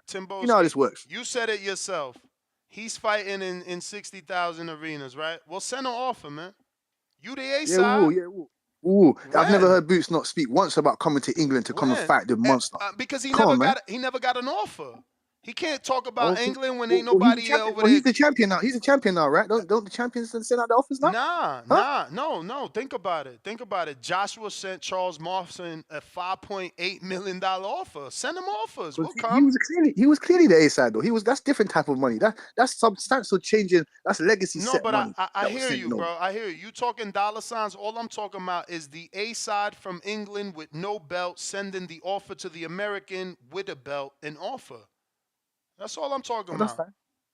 No, that's fine. That's fine. You get me. That's fine. I'll be sending a couple counters on you, Ness. Don't worry about that. We can lock horns, my genius. You got it, but just make sure you tell Eddie to send an offer. We want to see Conor Ben in a welterweight fight with a real welterweight, not with Sam. Oh yeah, Vargas. you'll see that for sure. When is he waiting for Crawford, Boots, Virgil? You ain't gonna see no small 140 pounders. You ain't gonna see Lipinets and old ass Castillo Clayton Think No, you ain't gonna see none of that stuff. Think about this. Conor's been in the division so long that Virgil moved up and out. Keith almost retired. Crawford moved up. Earl moved up. Danny moved up. Like, when is Conor gonna fight somebody, bro? Like, no disrespect. In the welterweight division, like, think about all the names he let move up. What do you mean? We got a victory over the former IBO champion, Chris Van Herden, someone that Boots Ennis couldn't defeat. Oh, he clashed heads with him. Okay, cool. You got no punches in your Just think about the resume. names I mentioned. We knocking out the IBO champions. Come on, man. But think about the names I mentioned, and you bring up Chris Van Herden. I'm bringing up Danny. Yeah, Chris Algieri, someone that Errol Spence said, I fought Algieri. Oh, that's one of my best wins. Don't you remember that? Okay, but Algieri. Right, Samuel Vargas. Look what we done to Formella. We banged up Formella. Sean Porter couldn't get Formella out of there. But my brother, come on, look at the names you talk. I bring up the real welterweights. You bringing up these international real third string welterweights. Lipinets is not a real welterweight. What the other? Dolome. I didn't bring up. I didn't bring up any of those names. I want Boots to fight a real welterweight. Roman Villa. Where did you find Roman Villa? The truth is this. Lipinets is a better name than Samuel Vargas. Then what, Ness? Then what? At 140, at 147, what's Lipinets done? Lipinets just went down to fight Michel Rivera. These guys don't like having conversations because they can't win. Like, you want to talk over me, but at the end of the day, the world champ, former world champ in Sergey Lipinets is more accomplished than Samuel Vargas, more accomplished than Van Herden, more accomplished than Adrian Granados. You have to stop lying to yourself. Oh, that's boy. That's right, man. It's cool, man. No problem, man. I appreciate you for having your time. You get me? I'll be counter punching real soon. You got it. I'm just saying, Conor Ben is the A side. He could easily send an offer. UK fight. The American got to go over there. Very easy to make that fight. Or at least very easy to call Jerron Ennis's bluff as to whether or not he will go on the road for the most money he's made to fight in front of the most people he's fought in front of. You know, call his bluff. Boxing Patron trying you again.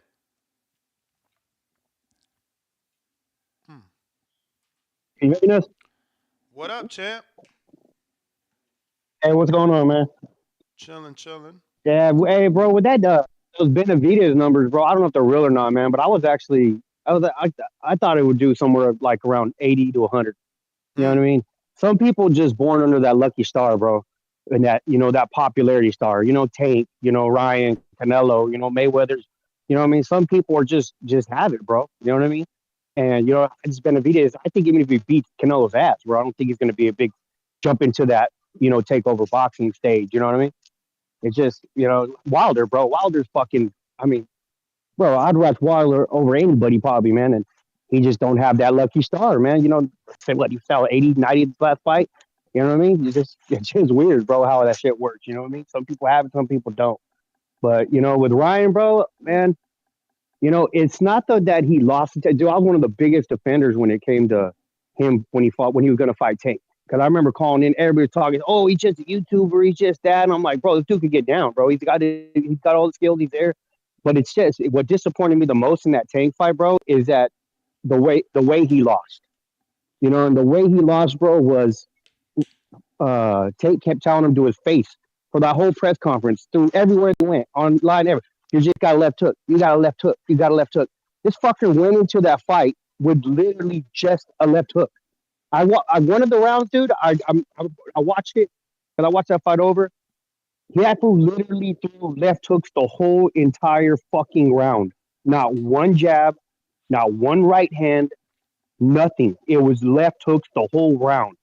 And I was like, dude, you are exactly what the fuck Tank said you were. And that's what disappointed me the most in him. I'm a Tank guy, man. I pick Tank all the way, but it was just, what I mean? It was really disappointing to see Ryan do that, man. Like, bro, you can't work a jab. What the fuck did you do in your camp? I was like, it was just disappointing the way he lost. You know what I mean? So, you know what I mean? After that, man, I was like, dude, I almost throw in the towel on that kid, man, after seeing that fight. Dude, how the fuck does everybody else do? How does Rolly do better with Tank than you do? You know what I mean? If you'd have told me that shit before the fight, bro, I'd have laughed my fucking ass off at you. I'd be like, dude, you're fucking insane. No way, dude, he does that, dude. So that's why I kind of roll in this fight, dude, thinking that he's going to get his ass whooped in this fight. You know what I mean? I'm almost there, dude. I'm like, yeah, dude, I think the Ryan train's over. So, I mean, I feel for the kid, man. I think he has all the tools. I just don't think he has it upstairs, bro. I really don't, man. You know what I mean? And then all this shit blowing over right here, I think it's all going to blow over, bro. You know what I mean? That Ryan train's done, bro. And that other dude, man, that Mexican shit, you know what I mean? That shit's fucking real as fuck, bro. When I went to the fucking Canelo fight and Bivol fight, I don't speak no Spanish, bro. Oh, anyway, okay. I don't speak no Spanish, bro. But every time one of these motherfuckers try to talk to me, bro, and I told them I don't speak Spanish, they dog the fuck out of me, bro. They don't like Mexican Americans, bro. It almost made me laugh, man. But that shit's true. That shit's real as fuck, bro. They ain't gonna accept Ryan either, bro. So the real Mexicans anyway. But that's it, bro. Thanks, Tess. You guys have a good one. You got it, champ. Appreciate you calling in. If you're watching this on YouTube, go ahead and smash that thumbs up. If you haven't already subscribed, we just got to 184,465. I need your help. We trying to get to 185,000 even. Steven, what up? Huang in Houston.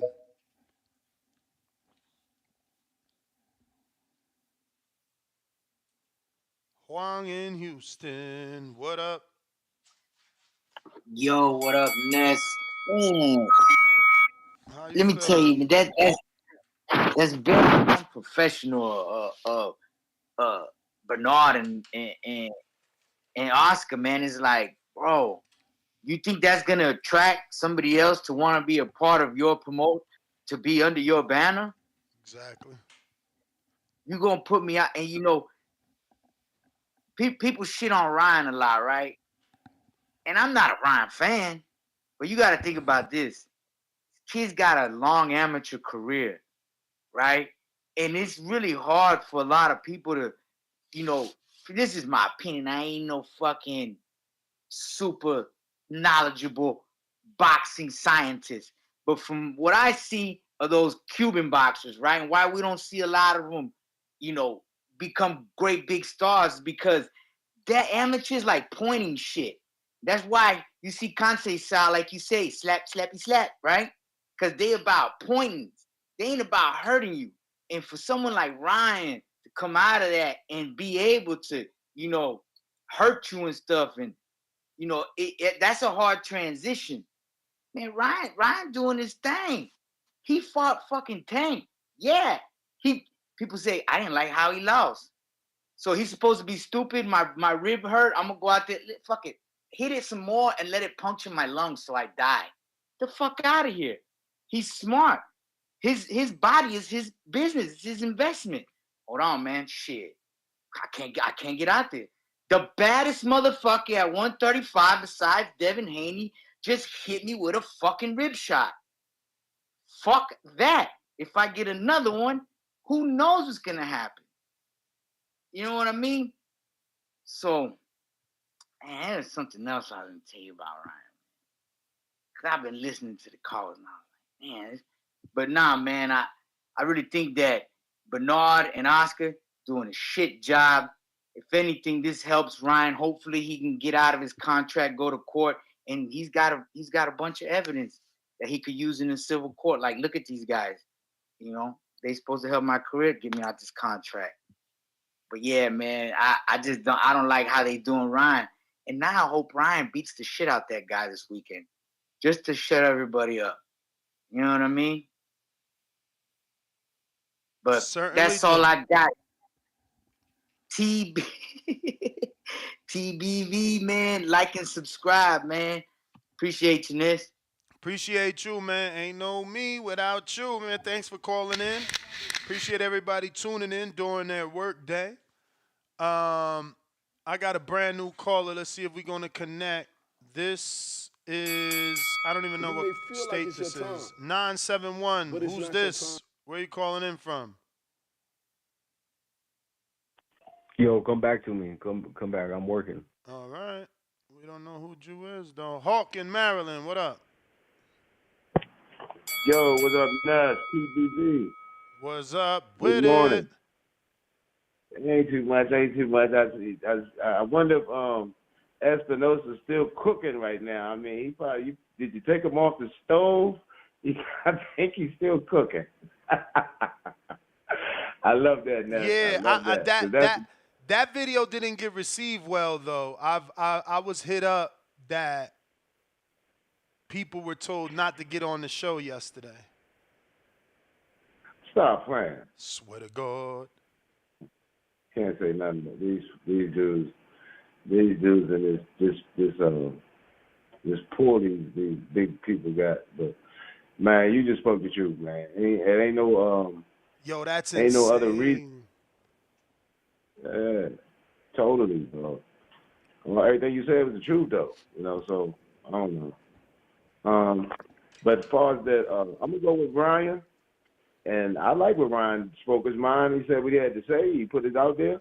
And I'm gonna tell you, that damn B-Hop, man. The older he get, man, I'm saying he be out of place, man. Dude be talking, he be talking crazy. I just think B-Hop needed to sit back on and they rush them cameras into his face, and you got to sit there 20 minutes and wait for him to say one or two sentences. And what he say is always some bullshit to me. I don't know. B-Hop be hating, man. And ain't he the one to say he'll never get lose to a white boy who got knocked out the ring? Yep. Anyway, that's my call, man. I'm going with Ryan. Ryan, I mean, everybody got something on their mind. These people calling talking about he got shit on his mind. I can't think of one person who out here, especially a person that's successful, without something on their mind.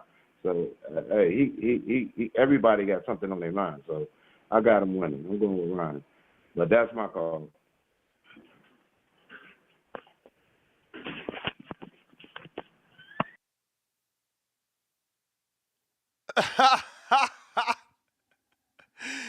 Yo, the internet is undefeated, bruh. This is hilarious.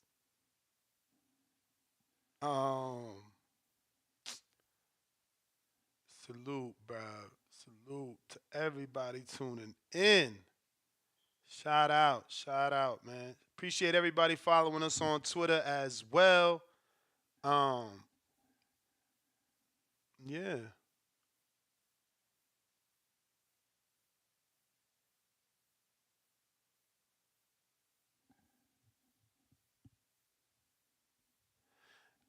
We got Malcolm.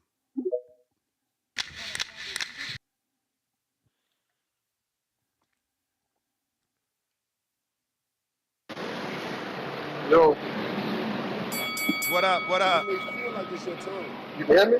Yes, sir. What's up with it, man? Hey, What's good? What's good?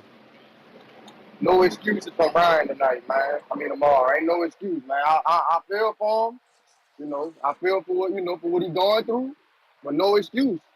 Like you got to win this fight in a dominant fashion.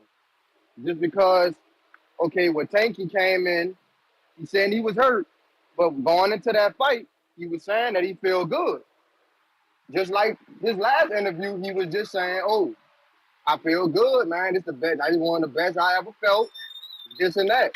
So I don't want to hear no excuse if that shit don't go the way it's supposed to go.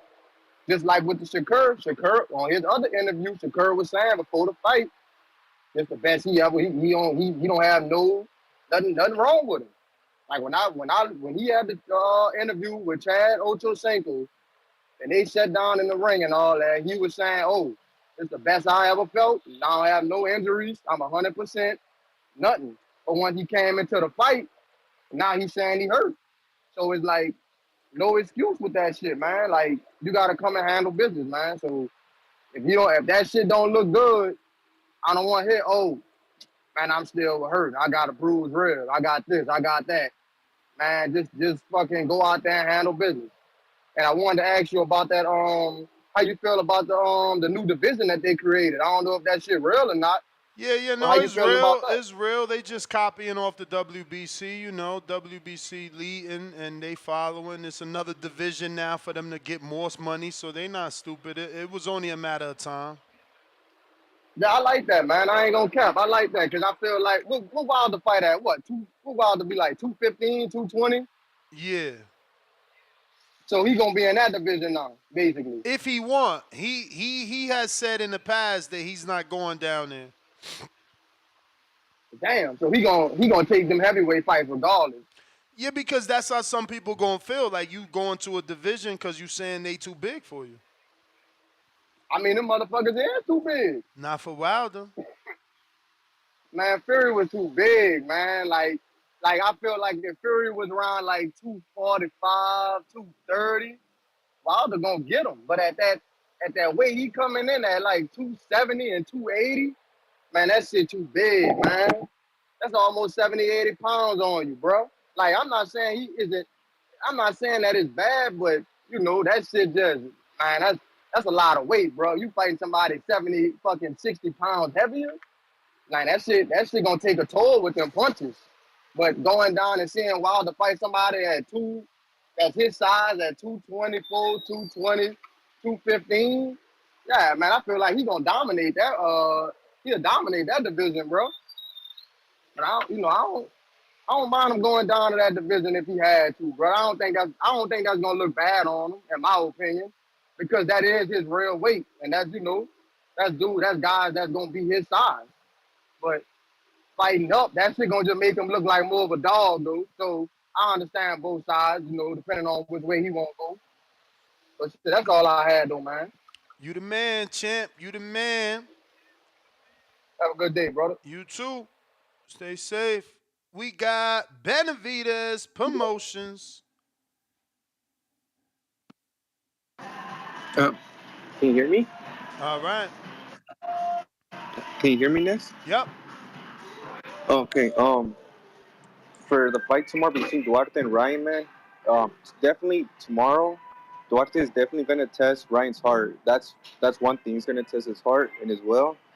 And with Duarte, he likes to come in like with a high guard, and he likes to move like his waist side to side, kind of like a Pitbull Cruz, kind of like that. Now, who punches harder, Duarte or Cruz? I don't know because I've never been punched by either man. But if Duarte could get past Ryan's left hook, his hook, I think it's gonna be a long night for Ryan Garcia. But I still have Duarte winning the fight because I feel like he has more heart and more will. But like after the press conference, that I saw yesterday with Ryan Cooking, Bernard Hopkins, and Oscar, man, I think like I feel like Ryan he can't lose this fight. Even though I'm picking Duarte, but it's like I don't think Ryan can lose this fight because the shit that he said about Tank, that he wasn't feeling well, and he said that Tank doesn't punch as hard, but it's like and now how he like was roasting Oscar and Bernard Hopkins at the press conference. I don't think he could lose. But if he loses, man, it's gonna look pretty bad. And if he loses, I don't know where he comes from here. Like, where if let's just say Ryan loses, where do you think Ryan goes next? Do you have any idea? If Ryan loses, Lord. Yeah, the, his stock I would mean, definitely go his down, stock his bro. stock is gonna drop, but you know he's got all those 40 pounders that they just got over there, you know. So there's people to bring him back, you know. This guy doesn't punch hard, Yeah, Arnold Barboza, so that could be the next fight. yeah, that could be another good one. And also with Ohad Davis, what happened to him? Like he couldn't come into the country, or Yeah, why did it get canceled? visa. Oh, okay. So Kid Austin is gonna be the co-main event now, right? Mm-hmm. Oh, okay. Well, that's pretty good for Kid Austin. But yeah, I'm still leaning towards Duarte. But like I said, man, if Duarte could get past Ryan's like check hook, bro, it's gonna be a long night for Ryan, bro. And have a good fight in this. You too.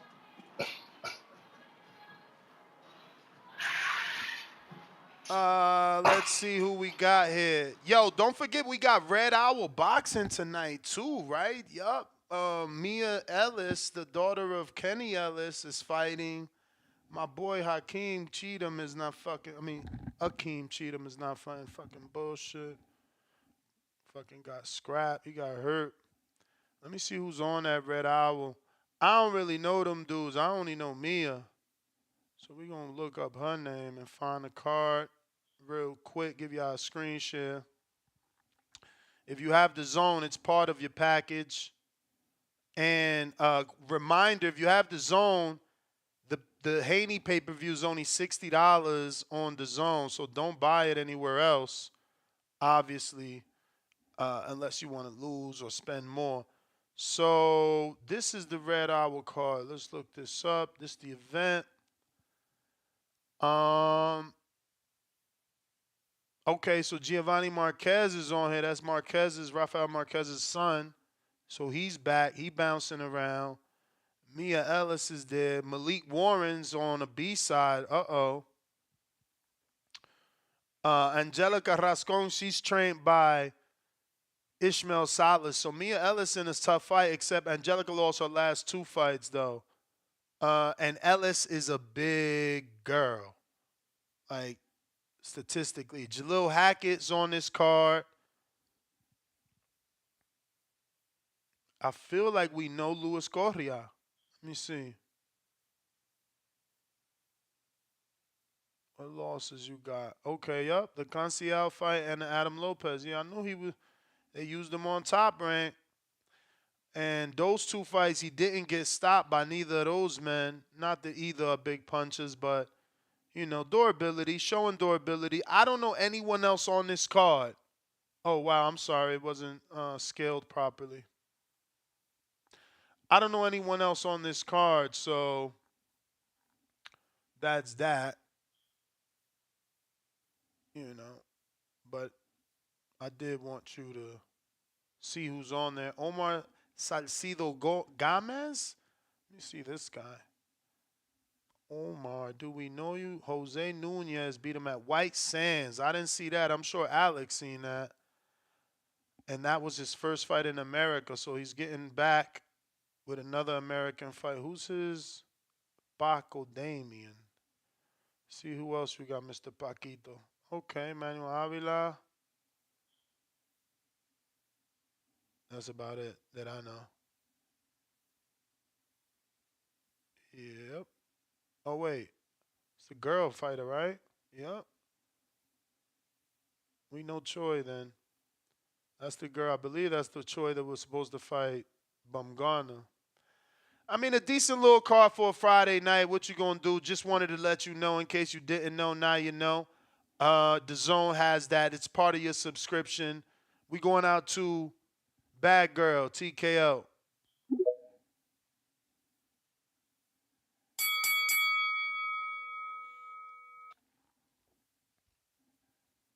You gotta unmute. What's up, Ness? What's Happy up? Friday. Happy Friday. Thank you for taking my call. Regarding the fight this week, is it this weekend? It's this weekend, right? Yep, Saturday. No, it's not. Yeah, okay. Sorry. Yeah, I was just thinking, like, there's a lot of people behind this Duarte guy. Like, there's this actor that's his manager, Gabriel Soto. Like, his team seems very, very well, like, put together. And it kind of reminds me of, like, the early stages of Canelo's career. But this guy seems to have, like, way more people behind him. So that's kind of like, I can see why Ryan is saying that they're kind of like, you know, going against him, or like it reminds him of when they were picking Duno at the time. But at that time when Duno was fighting him, he signed this multi-deal contract. I think that was in 2019 or something. And it was like this whole to-do when Ryan was having drama with Golden Boy. But it sounds like that deal's about to end. But to me, Ryan, just his family from the beginning always reminded me of, like, his family always seemed like a bunch of opportunists. Like the way they moved Ryan, the way they put Ryan in certain areas and positions, and then they took him to San Diego to be with Canelo. Like, it was just like, to me, it just seemed like they're always like try to find a way to be opportunist. And even him going to Derek James, like, he goes there because like he was like the best trainer at the time, and you know what I mean, like the way he moves, like I just don't like the way he moves. And truth be told, I've never even heard of any boxer having an issue with Bernard Hopkins in Golden Boy. So that kind of to me just seems like maybe it's something with Ryan. Like he had an issue with Eddie Reynoso. He has, you know what I mean, like even Frank Sanchez is back with Eddie Reynoso. Like, it just, to me, like, I don't know, it just seems like there's something up with Ryan where he kind of shits and lays an egg wherever he goes. I don't know. And then, like, I know a lot of people like to shit on Oscar De La Hoya about, like, him and the fishnet stockings, but to me, the fishnet stockings, to me, that just looks like a good fucking time. I'm sorry. It looks like a great time. I wish I was there, to be honest. Yeah, but Partying with Oscar. But you can't deny that it shows mental instability. Because remember, he tried to claim the pictures were fake. Then he tells you he just was going through something and got taken advantage of. So like, it shows, that you're being a hypocrite. I mean, he was partying. To me, that's what it looked like. He was partying. So, I mean, yeah, I'm not saying he never had issues, but Hey, bad girl TKO, you lived up to your screen name, you bad girl, talking about, I wish I was there. You know what they'd have had you doing if you was in that room, you crazy? But salute to you, but that was the bell. That was hilarious, though. She slipped that one in on y'all. Rigo, she said, I wish I was there. What the fuck? Oh, Yo. Hey, no, that's pretty wild. No, but what up, though, Nez? Buenos dias. Ryan versus Duarte this weekend. Sure, man, I'm going with Ryan. Hey, honestly, I'm a little nervous about Ryan, though, just because we've seen Tank's opponents after him look kind of trash, not trash like that, but Rolly almost got knocked out by a 50-year-old. What's his name? Hector Luis Garcia. He just lost to Lamont Roach. Like, man, it's not looking good for Tank opponents, man. It seems like Tank just destroys them and, kind of don't look the same afterwards. Isak Cruz don't look bad. He looks, I don't know. He looks a little suspect. I mean, he went full 12, and that was because Gervonta had a hurt hand. Imagine if Gervonta didn't have the hurt hand, he would have. No, but I'm just saying, post Gervonta, he doesn't look like he's done. I mean, he doesn't look done, but versus Cabrera, he looked a little like not good, I guess. But yeah, I know what you mean. Yeah, he didn't look too bad. No. I thought Cabrera won. But like, oh, you did think Cabrera won? Yeah, no, that was a good fight.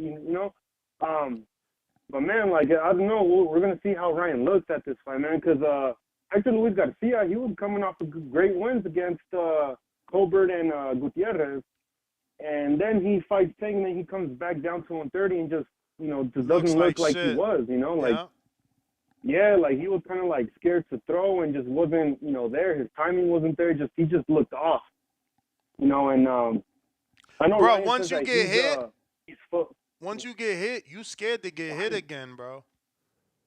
Wiser, yeah, I feel that. He said he lost his sight.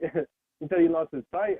He's like, no puedo ver, no puedo ver, It's like, shoot, man, that must be some hard hits. And imagine Ryan got hit in the rib and people saying, oh, he quit. Bro, that's Tank's left hand. Like, if that left hand made a dude almost blind, imagine that's to your rib and an injured rib at that. You feel For me? real, bro. Man, like, yeah, Tank be destroying people with that left hand, laying dudes out. Look at Leo Santa Cruz. That like got laid out. And imagine that shot to your rib, bro. Like, man, I don't think Ryan quit. I think he felt that. I was like, whoa, like, That's damn, why I something don't messed get. up in my stomach. That's why I don't get why they call him a bum. It's like, bro, Tank's done this to everybody. Like, how's he a bum? Mm-hmm. Yeah, no, and shoot, man, calling Ryan a bum, come on, man, he only lost once. He knocked out Luke Campbell that Loma couldn't do. He knocked out Garcia, what's the name, Fortuna that, nobody else could do, right? Because I don't think Fortuna ever got knocked out like that, right? Or stopped even. I don't think anybody ever knocked out Fortuna like that. Stopped him. Never. Not like that. Not like that. Ever. That's what I'm saying. Like nobody has done these things to those opponents that Ryan faced. Loma couldn't knock out Luke Campbell. Nobody ever knocked out Fortuna. To go, that was a questionable win, but still, he still, he still did what he did. You know what I mean? But, hopefully Ryan looks good this weekend. Duarte looks like a pretty strong fighter, and his interview with you, he was like, oh, siento como toro, and true, he might be right. He might be going in there like a bull and give Ryan a tough fight, but we'll see how Ryan looks. And now that press conference was pretty crazy, though, but shout out to Ryan for sticking up for himself, showing that he's safe, but he's not soft, you know what I mean? Mi hermano en Cristo, you feel me? But he's sure, man. Hopefully Ryan can get this win, get back in the winning column, get that fight with going with all the 140. The 140 division is cooking up pretty good, with Devin, with Tio, and with the other 140s that are up there. Hopefully they can all fight, though, man. This boxing definitely got to get restructured, man. We got to get these fighters to fight, bro. Like, and then if these numbers with David Benavidez is true, man, it just goes to show that these fights don't belong on pay-per-view like that sometimes. Sometimes you just got to put them on free TV, get these fighters to take it sucks to say, like, yeah, these fighters got to take a pay cut, but, man, they're still making like $1 million a night. That's more than what the average person makes in a whole year, like in one night to make $1 million or even $500K. Like, that's true, man. That's a good payday. I wish I could get that. But, we'll see what happens, though, man. Hopefully Ryan looks good again, like I said. But, yeah, man, that's my call. All right.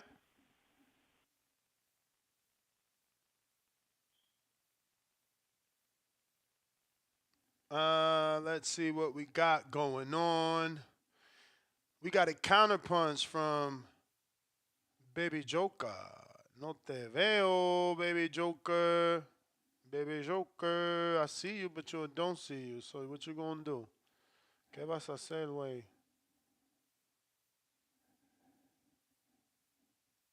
Let's see what we got. Oh, counterpunch for Bad Girl TK. Oh, my bad. From Baby Joker. Bad Girl, if you there, let me see if you're still on there. You are. If you have anything else to say, they have gifted you a free counterpunch. Oh, my bad. This is yesterday, so I guess we'll give it to him today. Tereplanista, you got a counterpunch yesterday from Baby Joker. So we'll give it to you today. To this day. El Cubano Loco. I said it. Bro, I thought you said yesterday. I thought you gave me all the counter punches that they gave me.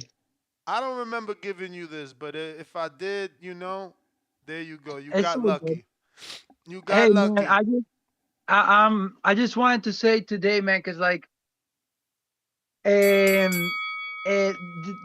when you get tunnel vision when you work at something for very long, man, and we've been like, we all hardcore here, man. We all watch the sport for too long, and you guys get lost in the sight, man. And what I'm trying to say is, man, it's true that a fight is bigger if it's like a Puerto Rican Mexican rivalry. It's true that Black Americans versus Mexicans sell really well. All these things are true, man. But not everybody. You saw it with David Benavidez and Andrade. That sell like shit, man. Who At the said? end of the Who day, said? Who said? bro, 60K pay-per-view, man. You know that nobody bought that, man. Who I streamed it. I was who watching that. said it did 60K? That's just what I heard, man. I'm Oh, just saying what the you rumor. heard? What you heard? What you heard? So it's not factual.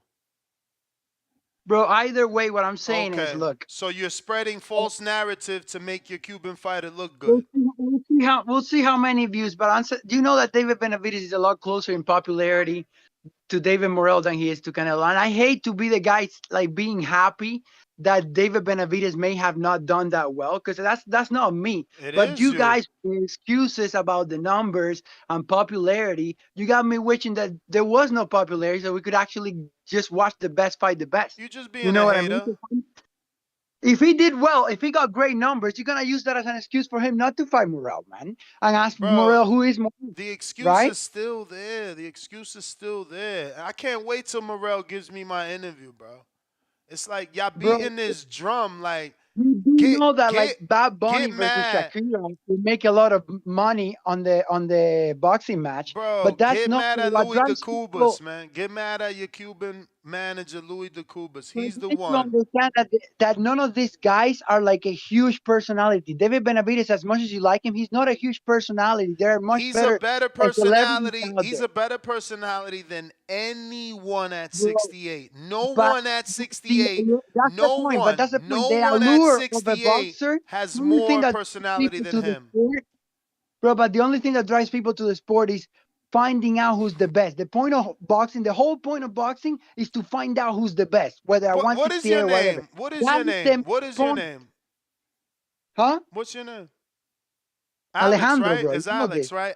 Alex, be honest, bro. Be honest. There's people watching you, bro. If Morrell loses to Benavidez in January or February, are people going to say that he beat the best in the division or that he beat a dude that was unproven? Be I would say he did. honest. I would say he beat the best guy in the Forget what division, man. you They're right say. next to each other on ESPN, bro. Forget what you say. The way you came on here and you repeated a rumor that you heard, what do you think you're gonna be hearing? Did he beat the best or did he beat someone You may unproven? feel like it's your time, but it's not your time. That he, bro, I would feel that he beat the best. That's what I'm telling you. You David will feel Morrell that, is my actually brother, well known, man. my brother. And this is what I say. I try to give motherfuckers free time. You see what I'm saying? I'm trying to have a normal conversation with you. We've established that Alex will say he beat the best. We are asking you, what do you think the general public will be saying? Answer the question. The general public will be saying, bro, how did he lose to a guy who's like who we didn't even know existed? That's what they would say, because you know David Morrell's winning this fight. Exactly. So they would be saying the same thing I'm telling you, that he's fought no one. Like, stop it, bro. Like, Lord have mercy. These people just lie for no reason. Bad girl TKO, I guess you're busy, but whenever you're free, you do have a free counterpunch to come back and obviously get it off your chest. Steven, apologies in Canada.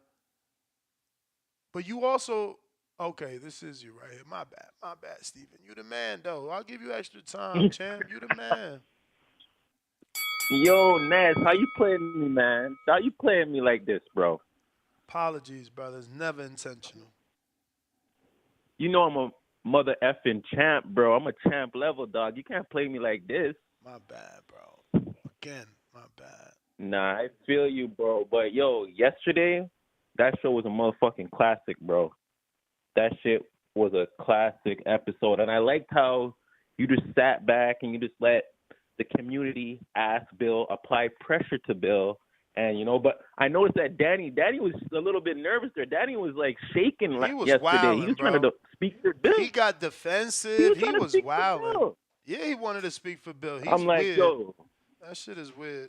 Yeah, I'm like, yo, this guy, you're definitely not the Haney voice because you let the community ask those tough questions to Bill, and Danny was trying to interrupt and trying to Let's talk about December 9th. Let's talk about December 9th. I'm like, Danny, what the fuck are you doing, Danny? Like, Danny's trying to, like, move it along, like, on some bullshit like that. Like, let us ask about Matisse. Let us Bro, ask about then why he wants to fight. he gets so agitated. Like he be wanting like damn, bro, it's 5 hours. It's like, oh my God.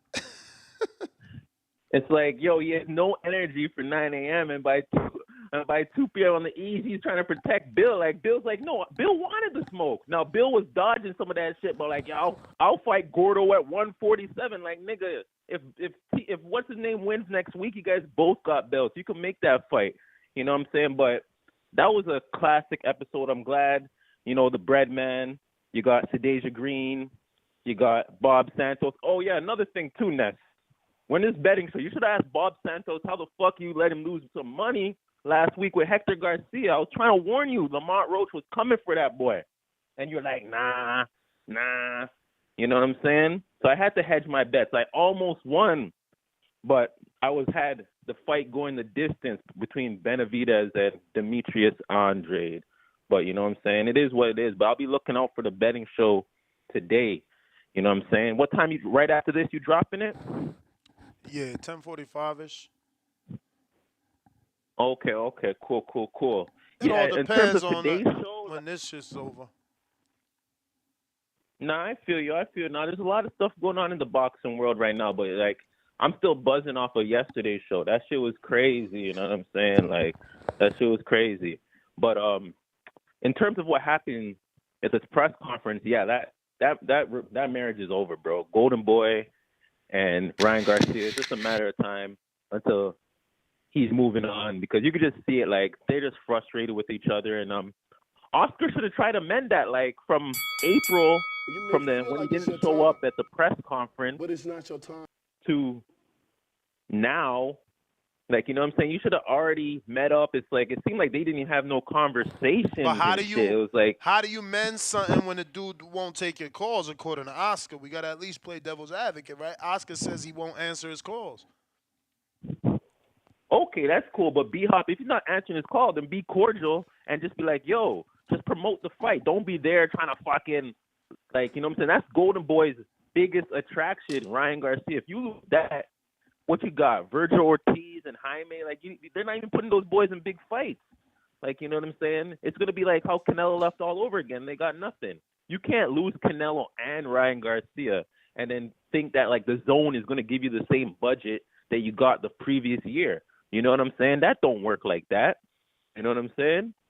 So like I could get like Ryan's being a little kid, but at the same time, you gotta be a man and not try and let the little kid get under your skin. Or like B-Hop shouldn't even show up to this one. He should have just, you know, been on the background, but he's too prideful and all that shit. And Ryan and Oscar, he might still have a little drug problem still. I can't even front. Like the stuff that he be saying sometimes, I'm just like, yo, bro, are you a promoter or are you not? Is this guy signed to you or is he not? Because, you know what I mean? I could see why Ryan feels certain ways, but yeah, he is acting like, you know what I'm saying, like a child in some ways.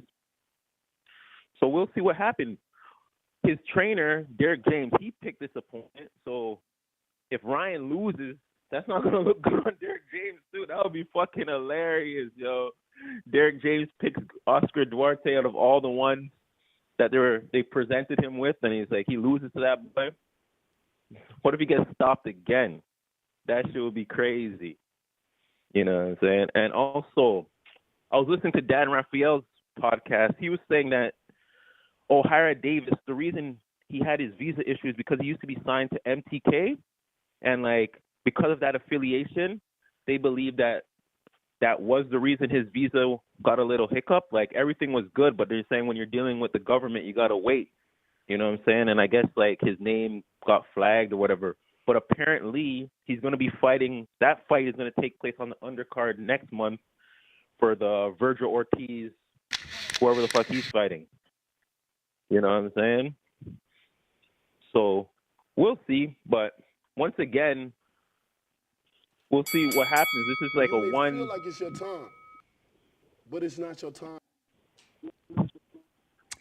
I feel like Steven, both these fights. that's both your calls, Steven. Appreciate you. Bad Girl TKO. Counter.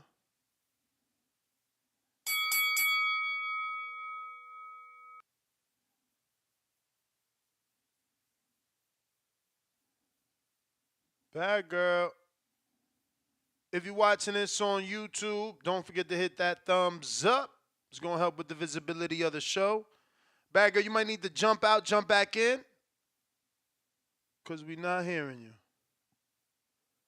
And if you're on our X Spaces, please give us a retweet.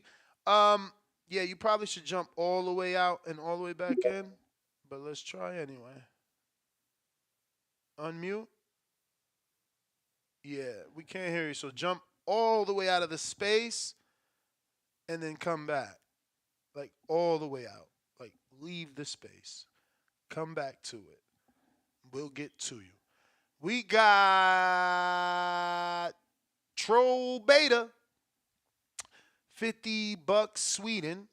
I'm surprised that Ryan didn't do a TikTok dance about how upset he is. Crybaby female estrogen energy. You're mean. Zeno Gray, what it do, champ? Good to see you. $2. In 1 year, who are the 135-pound champs in your opinion? Oh. I mean, obviously, Shakur is one. Tank would be the other. Loma, IBF, and wow, would that shit happen? Now, there's no way the top rank option doesn't happen. So it would be, I think it's going to be Dennis Baranchek versus Angel Fierro. That would be Matchroom Golden Boy. I mean, Matchroom top rank. I don't believe Isak is going to take it because he'll get the Tank fight. But let me screen share this so there could be a little bit more, make a little more sense to you. Why is this look so whack today? There we go. So this needs to be updated. This is November 19th, but let's go according to this. Loma's fighting George for the IBF. So Loma #1, Booth, he's gone. Baranchek takes his opportunity. Isaac says no because he's going to fight Tank. He's #1. If the WBA do what's right, there will be no regular world title anymore. It'll just be Tank, and then he'll have to fight Isak as the mandatory.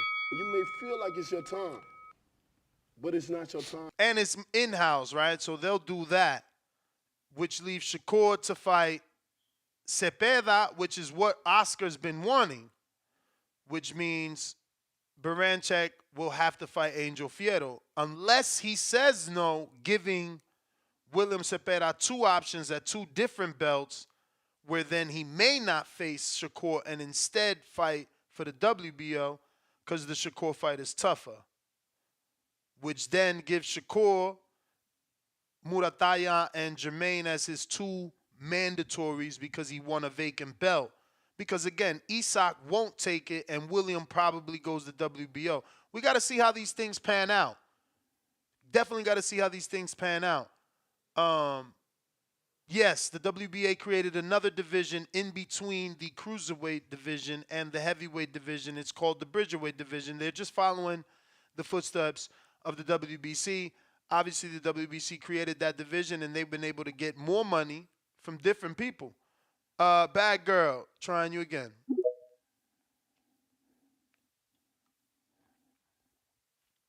Unmute. Your mic is unmute. Hello. Hello. We totally don't hear you. Let me try Jay Billy over here to make sure it's not you. Jay Billy on 2 services. You the champ. You got me? I got you.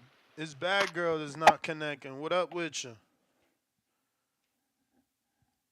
J Bills, you muted yourself. Yes, sir. Yes, sir. I took my AirPod out. You got me? Damn, what? Going through a sandstorm? Where you at? Yo, We hear you, what we man. got? What we got? What we got? You got me? We hear you. We Yes, hear all sir. this Shout all the out Ness. noise. Shout out Ness. Putting in that motherfucking work. Ness, man. What up? I like what you said about you call Oscar a hypocrite. That's what I mean. Damn, he lighting When I up. told you the Salute. other day, when I told you the other day, I said, Ness, man, you got to be the truth teller. When I was telling you on the back call, I said you need to be the truth teller. You feel me? Just because everybody's running with this narrative, you shouldn't feel bad because you still standing on your 10. You got me? It all depends the conversation, you know. That's not a general So top. boom. That's not a general statement for me. Well, I'm about to get specific. So when you asked Breadman about the regular belt, and he was like, you know what, man, basically he said, I still feel how I feel about that, and I let those guys have it. Basically, you know what I'm saying? Mm-hmm. That's what I wanted from you. You feel me? Stand on your 10. Be the truth teller. When these guys coming out with this bullshit narrative, you say no. You feel me? I Us mean, as the fight it fans, ain't a narrative though. That's what you don't get. Like Breadman gave his opinion. That ain't make it fact. Like at the end of the day, the sanctioning body is making the belt. So they just announced they doing a Bridgerweight belt. So what? Them dudes ain't champ. I can't call them champ because that division didn't exist 10 years ago or something. Like this, what I'm saying, bro. Like I'm not in charge of who's a champ. If they throwing them belts on these dudes and the network calling him a champ and announcing him as a champ and he paying the fees of a champ and he fighting the mandatories of a champ, like, come on, bro, that's unfair of I'm just us. saying. When it's not legitimate, we gotta call it out. Like that WBC franchise, when that shit came out, we already said we not jacking it. You know what I'm No, saying? and We that's a not running totally with that different shit. story, And though. what? And it could have been the same thing. I feel like with the WBA regular, because if a lot of people was getting behind that WBC franchise and legitimizing it, Maybe if it that would have been was, another. yeah, It would but have you been gotta another think. belt today. You got to think whenever that we don't even know, bro. They've been around 60 years. We don't even know when that WBA super cuz I thought they I created it for believe it was Keith Floyd. and Floyd. Yeah, Keith and Floyd. That's what I thought, but who knows? You know what I'm saying? Like who knows the true facts of when the super was created? And even if it was Keith and Floyd, bro, social media it ain't what it is now. It ain't. Okay, yeah, Like you people didn't right. have everybody didn't have a Twitter. Like it's literally ignorant boxing in the chat right now. He been following the show over 10 years. He just literally said, is Twitter better than Instagram? I don't have a Twitter. So everything you receive or I receive, that's because we seeking it out. We on every platform. I got Twitter, I got Discord, I got fucking YouTube and Spaces and all this shit. You feel me? To stay in the know. The average fan don't got all that shit. They not doing all that shit. They ain't got Yeah, I time. feel you. I feel you. I feel you. All right, we'll say that conversation for another day. On the Bernard topic, man, I don't care if you haven't received a call for however many months. You as a leader shouldn't be coming at your Padawan like that. You shouldn't be coming at your student. You shouldn't be coming at somebody that's under you like that, somebody that you're supposed to lead. And it's like Bernard, he was saying a lot of slick shit, and y'all seen it. He was looking at Ryan, basically throwing shots at Ryan. Like, how are you supposed to do that with somebody that's on your team actively?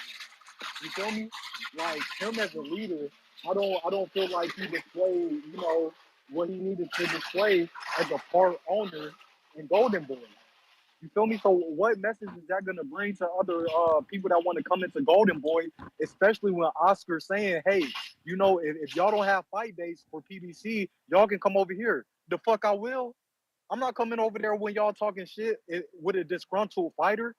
You feel me? Ryan's not the only disgruntled fighter out here right now. You also got Tio.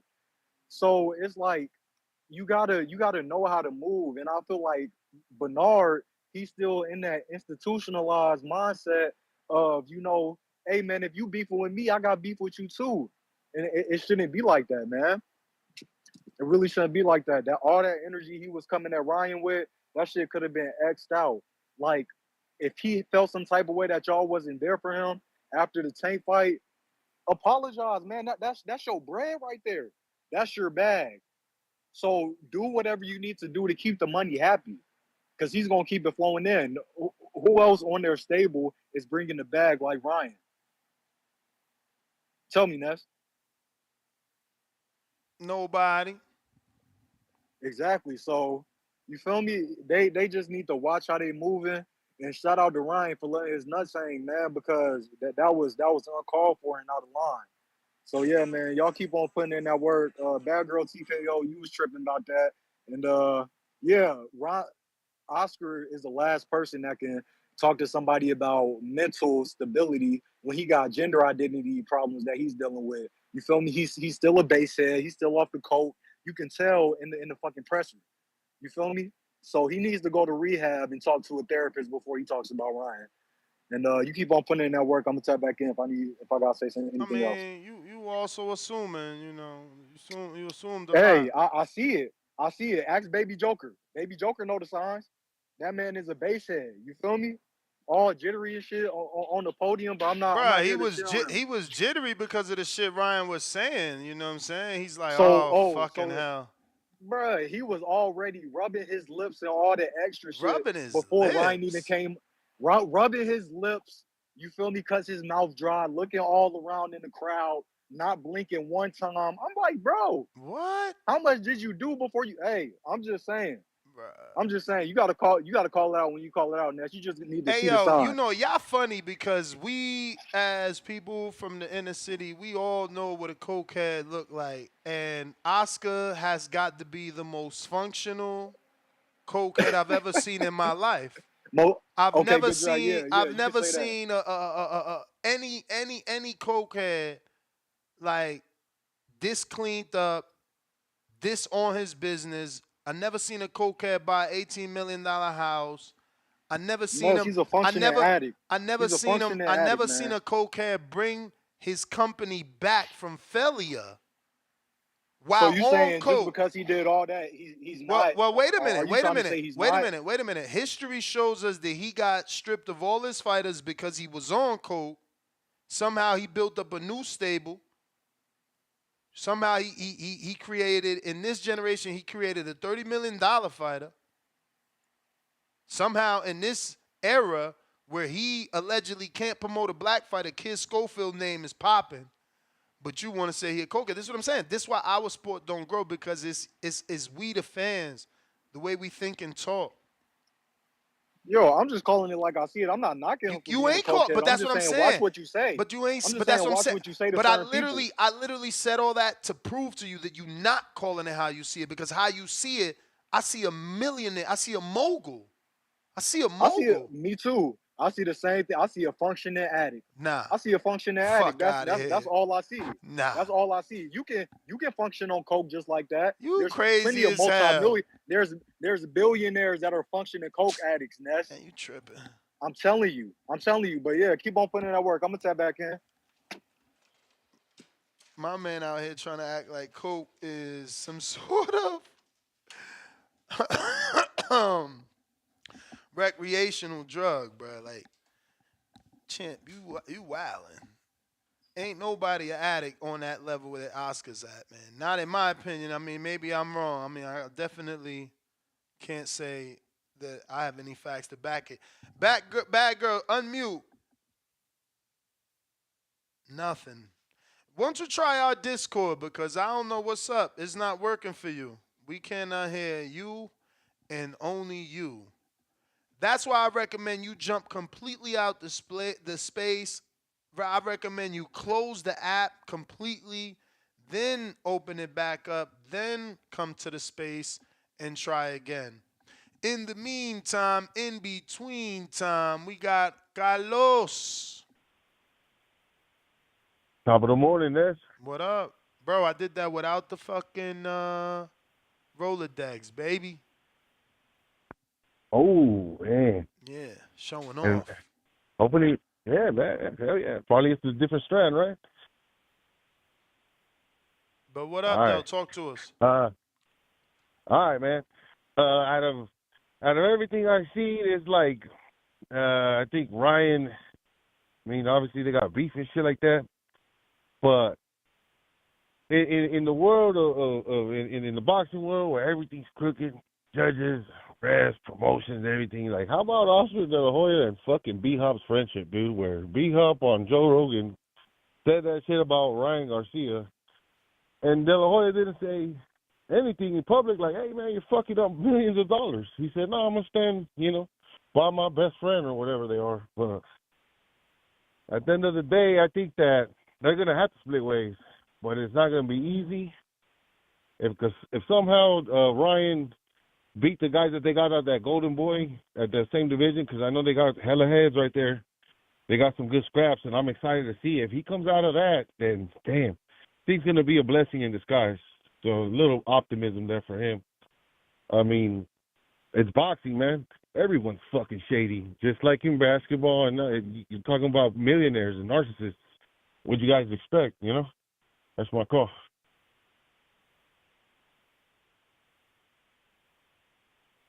Carlos, appreciate you. Burrow, City E, what up? Yeah. What up, what up, what up?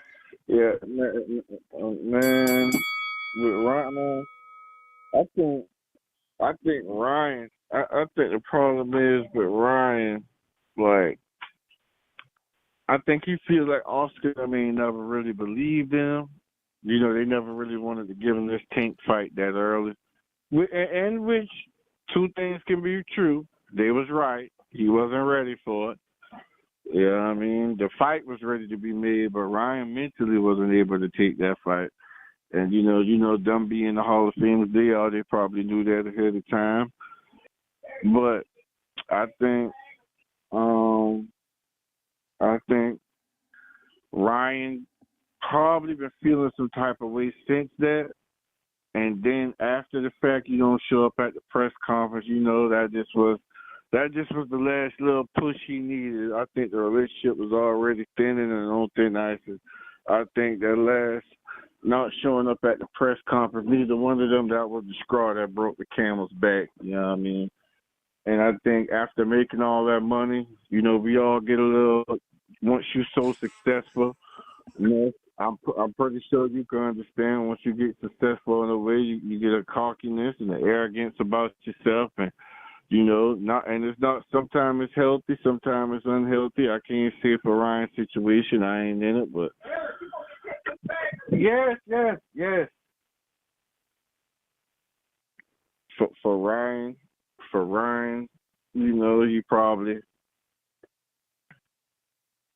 he probably got a little big-headed. I ain't going to say super big-headed, but, he probably just feeling some type of way. I feel like Oscar them did all right with him. I mean, they got you to a point where you can sell 1 million pay-per-views. You ain't just been handled in the worst way. You feel me?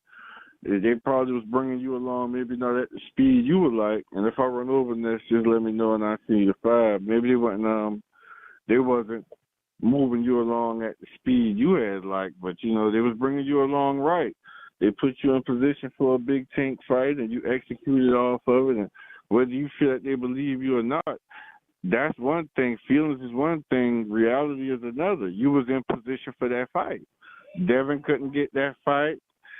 Shakur still can't get that fight. I mean, Loma, you could just name the names on and on. So many people didn't get that fight, but you found your way in a position to get it.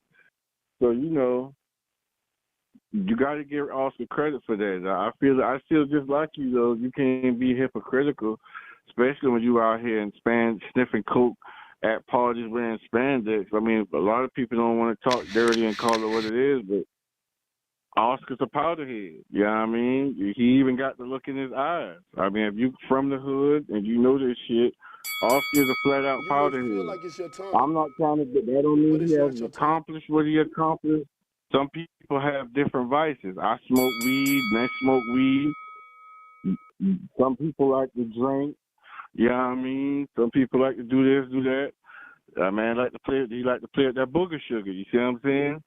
And he was out there wilding. So if anything, he should have been more sensitive and been more professional and played the background and tried to just mend things behind the rope, behind the scenes. I mean, but that's how I feel. I feel like it's just time for them to split, man. How they say they gotta amicably agree to separate. They gotta just let it all go, man. Ryan Garcia Promotions, and hopefully Oscar can still salvage Virgil Ortiz's career because he done fade the black damn near, and you just try to move from there. But I think that's about it for them boys, man. I just don't see after that, after going up there like that, I don't see it. And I know one thing, with the kind of fire that Ryan was acting like he had in him, you gotta really put it on Duarte. Like, you gotta put on a show. If Ryan comes out there and knock Duarte out like how I think he will, oh man, I'm telling you, his stock will go through the roof. His stock will go through the roof, brother. I'm telling you. And it's not even because Duarte's some type of name. It's about the emotion of the situation. If Ryan go out there and perform under these bright lights with this come forward puncher who looking to engage with him and put on a show, Ryan, I'm telling you, man, you gonna see Ryan name up there in the stars, bro. Like, he go shoot out of this world. I promise you. He gonna go viral. It's gonna be crazy. But yeah, that's my call, man. My 5 coming down, man. All right, champ. Appreciate you. We got Adrian. What up? ¿Cómo estás, Ned? ¿Cómo estás? Chilling. Qué bueno, qué bueno. So, when the fight got announced, I was surprised that they picked Oscar Duarte. Duarte, to me, is not a bum. He can fight. He can punch and he can take a punch. He's a come forward fighter. So Ryan gotta be on point. Gotta be ready. And Ryan said that he was fully focused on boxing. So this is what I expect from Ryan. I need to see better footwork, better defense. He gotta be able to step back without dropping his hands. He has a tendency to do that. But yeah, I got Ryan winning the fight. I think it's gonna be a close fight, very tough fight. Maybe somebody's gonna go down in a round or two. And yeah, regarding the press conference, man, I didn't like what I saw from Oscar and Bijo. I'm kind of like, I agree with Che Billy. Ignore that. Yeah, don't worry. They are the promoters. They are former champions, legends in the sport, beefing with a little kid. I don't like that. I think they need to grow up and find a solution in private. You're supposed to do that. You punish in private, you praise in public. That's what I believe. Or at least if you cannot praise, keep your mouth shut. I think they are dropping the ball with this Ryan situation. My niece is 15 and she knows who Ryan is. So I don't know if they did mention how big Ryan is worldwide. Like, everybody knows him from TikTok, and he's trying to become more famous in the boxing ring. So yeah, they gotta be careful how they take care of this situation. And yeah, man, check that interview with Subriel Matias. He's becoming a hot topic these days. He has a really interesting personality, so shout out to him. But yeah, that's pretty much what I got, Ness. Keep the lines moving. Shout out to you. Shout out to the boxing community. All right, champ. Appreciate you. Yeah, I actually spoke to his peoples yesterday. They said to give it a little bit. He's on vacation and whatnot, so we gotta wait. But Mac from the Dre, what it do? Mr. Gibbs, Yes, sir. how you doing on this Friday morning, Mr. Gibbs? Can't complain. And yourself? I'm doing pretty good, a little under the weather, but I just wanted to call in and first of all, I want to say I've been listening in, man, and I don't really like all this Oscar De La Hoya slander I've been hearing, man. Tell me about it. That is a legend in this sport. That is a 6th division champion. As long as the sport of boxing exists, Oscar De La Hoya's name will be recognized. Um, he was a great fighter, turned himself into a promoter, built one of the biggest brands in the sport, and we gonna all shit on Oscar De La Hoya for Ryan Garcia, man. Like, nah, I like Ryan, and I think that's his problem. Too many people like him. But I didn't really like hearing him talk shit to Bernard. Bernard's another legend in the sport. Um, in no business in the world, I don't care if you're a boxer, a basketball player, an accountant, an engineer, a warehouse worker. You don't come in as a little kid, a little baby in the game and talk shit to the legends. You don't do that. You know, we live in an era where people have lost the art of shutting the fuck up, man. Sometimes you just got to know when to shut the fuck up. It's okay. You don't always got to express everything. You don't always got to wear your emotions on your sleeve.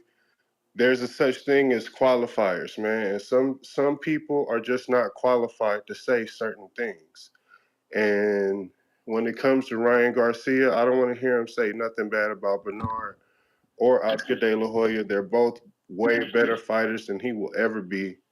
Um, and I think they were trying to protect him. I think they were trying to do their job. They knew he wasn't ready. He wanted to go in there and fight Tank. And I don't think they were too upset at the fight. I think it's Ryan. I think they felt like Ryan quit. So I think that I can kind of understand them being a little upset at Ryan because you fucked up our whole business plan. You fucked up all this shit we had planned for you. We got you this fight, and then when you get in there, you quit. You know what I'm saying? And I know some people feel like he didn't quit, but there are some people who feel like he did. So, and those two are fighters. So maybe they just think Ryan's soft, man, and they tired of the little antics. Ryan ain't beat nobody, man. You say he beat Javier Fortuna? Yep. He beat Javier. He beat Javier Fortuna. What, like 5-6 years after he lost his belt? You know what I'm saying? So I mean, I like Ryan, and I hope he does well tomorrow.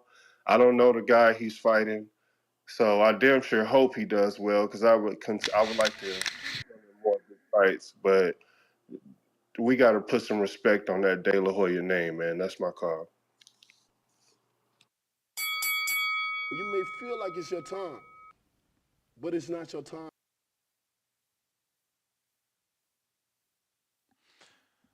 Alrighty then. Matt from the Dre. Appreciate you. Appreciate you. Let's see what we got. Troll Beta. How many pay-per-view buys does Haney versus Prograis do? Well, let's see here. I'm going to say they got to make $8 million, which is a lot. That's at least 120,000 times the 75. They're actually charging less. So that's only 9 million. That's right there. Plus you got to remember you got to give a percentage. So they need to do at least another 150 to be in the verde, the green. What do you guys think? Do they need to be at least over 150? Not over. I think he needs to be at least at 150,000 pay-per-view buys to be in the green. Because you got the gate. I believe I heard Bill say they almost at 15,000. So that's a lot of people. That's a lot of bread. So yeah, we got a counterpunch from JT. So yeah, I would say he's got to do at least 150. I would hope he can do more than, because he has Regis who speaks English. I know that Loma's known more globally, but hopefully Regis speaking English, Regis being a puncher, Regis being a bigger man, he gets a little more pay-per-view buys than the last one he did at 150.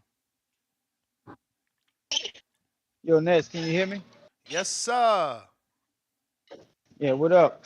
Chill. Nah, man, I had to counterpunch because I heard a caller call in and call Just Ryan as a kid. He's not the same kid from the amateurs. I mean, I understand that he coming from the amateurs, then maybe he still be considered a kid. But Ryan not a kid no more. He's a grown ass man. So Oscar De La Hoya, Bernard Hopkins careers can never be questioned and stuff like that. The type of fighters that they fought. Matter of fact, I think they fought each other to be to be exact. So for Ryan to sit there and try to criticize him, yeah, Bernard Hopkins said it, but Ryan don't even have a career built to that point. Ryan was built off of popularity, a kid that you a decent looking kid you probably could promote and sell. Also probably Oscar De La Hoya looked at him as a young kid like him, had potential to be the next Oscar De La Hoya or close to it. But Ryan got a lot of issues that he's facing, and lack of skills that was proven already. So he just need to humble himself and focus on what he need to work on to get better mentally, physically, emotionally as well. But all that lashing out at the press conference, that's some wrong energy. I just think that's some issues he got going on with himself. That could have been handled behind closed doors because that's the people you work with. And you know how that can go. That could turn out bad for him as well. But he should have kept those comments to himself. I was shocked to hear that. But nah, man, Ryan got a lot of issues going on. He needs to just humbly focus on himself, work on his craft, and just get better in the ring. Any other topic y'all was talking about? Nah, just the press conference and the fight. But Well, it's funny. I'm gonna I don't save hear my you. regular. I I'm don't gonna hear save. you. Oh, I'm gonna good. save. I'm gonna save my regular call, but I'll finish the counterpunch. What you about to say? I was just saying, you don't seem confident with Ryan, even though he's changed trainers, and with Derek now, you don't expect a difference in Nah, him. man. I just think. No, I don't think a difference because I think Ryan. This issue had to be fixed when he was younger, man. I just think. I think Derek had helped him fight out of high guard, and I just think Ryan gonna convert back to his old ways. You know what I'm saying? Like he used to throwing punches for that period long that time with his hands low. That's just a bad habit that he got through the amateurs. One national behind it because of course you got headgear on. You fighting 3 minute round. I mean 3 rounds. All that matters. So I think Derek James can try to help him, but I just think Ryan You will may convert feel like back it's to your his old time, ways. but it's not your time. All right, champ. Bad girl TKO. Otra vez. We hear you now. Hey, how you doing, Ness? Perfect. We hear you now. Okay, you know, for people that it's kind of like if you want to follow professional boxing, if you want to like be a fan of boxing, professional boxing, you have to know the business.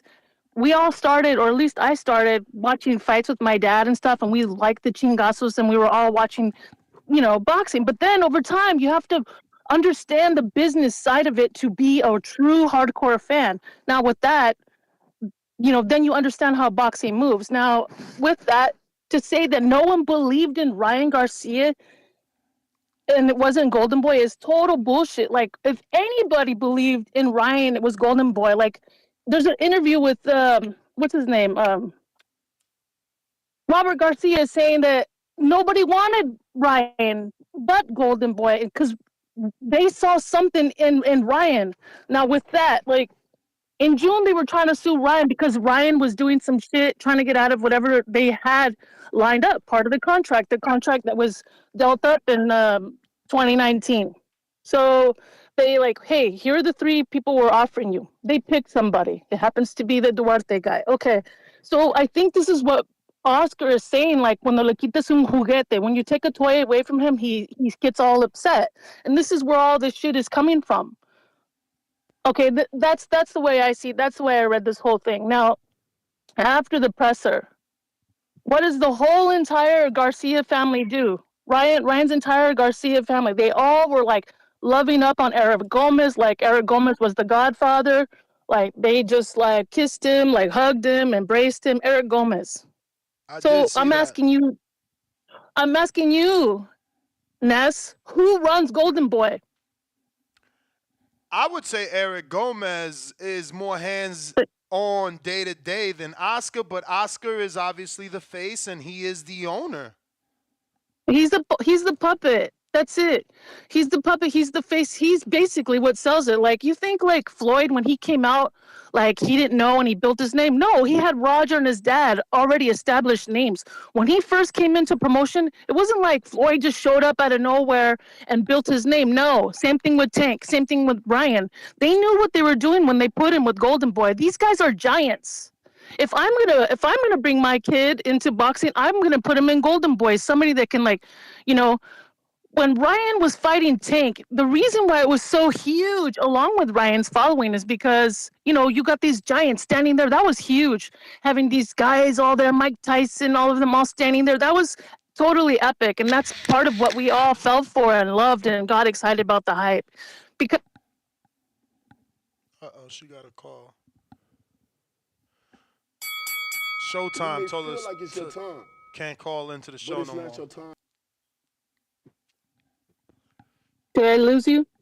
Yeah, was that Showtime telling you not to call into the show no more? I don't know. What's up? Anyway, what I'm saying is like, I think part of why they're pissed off with Ryan is because they told him not to take the fight, those conditions, those things, but he did it anyway. And so them being pissed at him is like, you did fuck up the bag, you did fuck up the plan we had for you. We had a plan. This was the trajectory, and this is what you did, and we Yeah, told but you so. So now, his counter to that was you had no problem taking the $6 million though. but that's part of the fucking contract. Hey, if you didn't want that fight, you wouldn't take no proceeds. Come on, that is written in stone contract. If this is the amount, this is what it is. This is what your manager does. This is what they all signed to do. So that was part of it already. It had nothing to do with like that's part of it already. That's part of the deal. You're gonna get a piece. You're gonna get a piece. You're gonna get a piece. Everybody gets their piece, and But that's it. champ, He that took was the your fight. bell. That was your bell. Hopefully, they give you another one. You definitely bringing some heat today. We got a couple other callers we got to get to. Um, with love from Oregon, Spider Rico.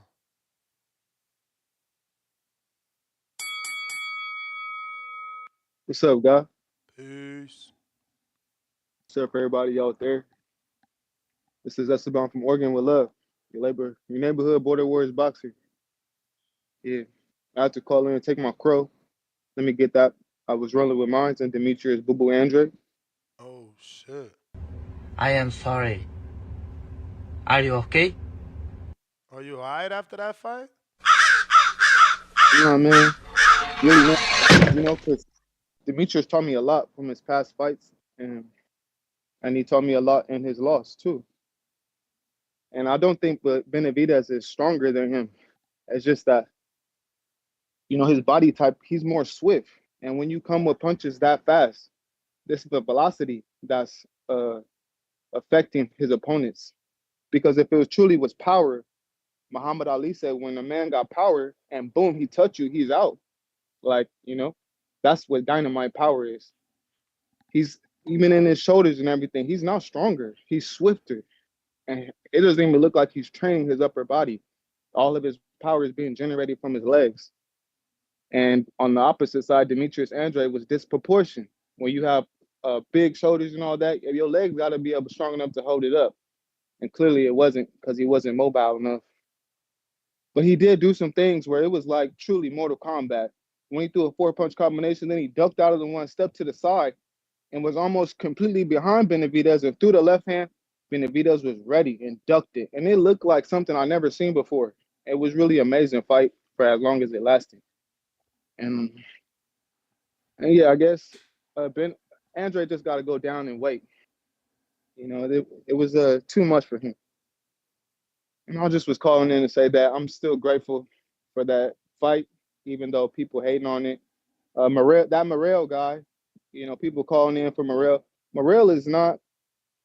Benavidez fights with the rhythm that many American fighters have because we just had that. It's just part of us. And it's just like those island fighters. I'm not gonna lie. Maybe they could be athletic. They could have all the attributes to Morel might have all the attributes to beat Benavidez, but he ain't swift. He ain't got no rhythm. It don't look like it to me. He gonna have to throw a lot of punches, and he don't really do that. And that's all I call in to say. I'm gone. You the man, champ. You the man. Um, Once again, if you aren't following us on Instagram and Twitter, we need you to do so. I hate to send you everywhere, but you know what it is, man. Numbers and power, engagement, all that makes a world of difference. That is it. Makes a world of difference in getting these guests on and being able to ask that hard question. You want those hard questions asked, you know, they need those big numbers. They ain't gonna sit down with us if we ain't got the people. So we need the people. As the voice of the people, we need you guys to subscribe because again, numbers is power. You know what I mean? Like numbers is power. You feel me? They gonna block you if you small, but your voice cannot be blocked if if you're bigger than. You feel me? Like a lot of you guys have sent me your Spotify. I guess Spotify makes like a yearly image of the most consumed podcast the individual is listening to. And, a lot of you guys have sent me. I've tagged it. Obviously, if you have it and you haven't already, send it to me. Send it to me on IG. Tag me both on NestGTO and on the Boxing Voice. I will absolutely repost. But what I've noticed is that, bro, y'all listening to me more than $1 million worth of game, more than Sean Porter. And those dudes had careers. Like them dudes was rappers. The other dude was a two-time world champion. So, we certainly working and growing, but we got to get bigger than. Like, look, we all know Espinoza felt the heat yesterday. He ain't jump on, though. Even though that clip went crazy viral, he ain't jump on. We just going to have to keep pushing till they forced to sit down, and then we get those questions answered, man.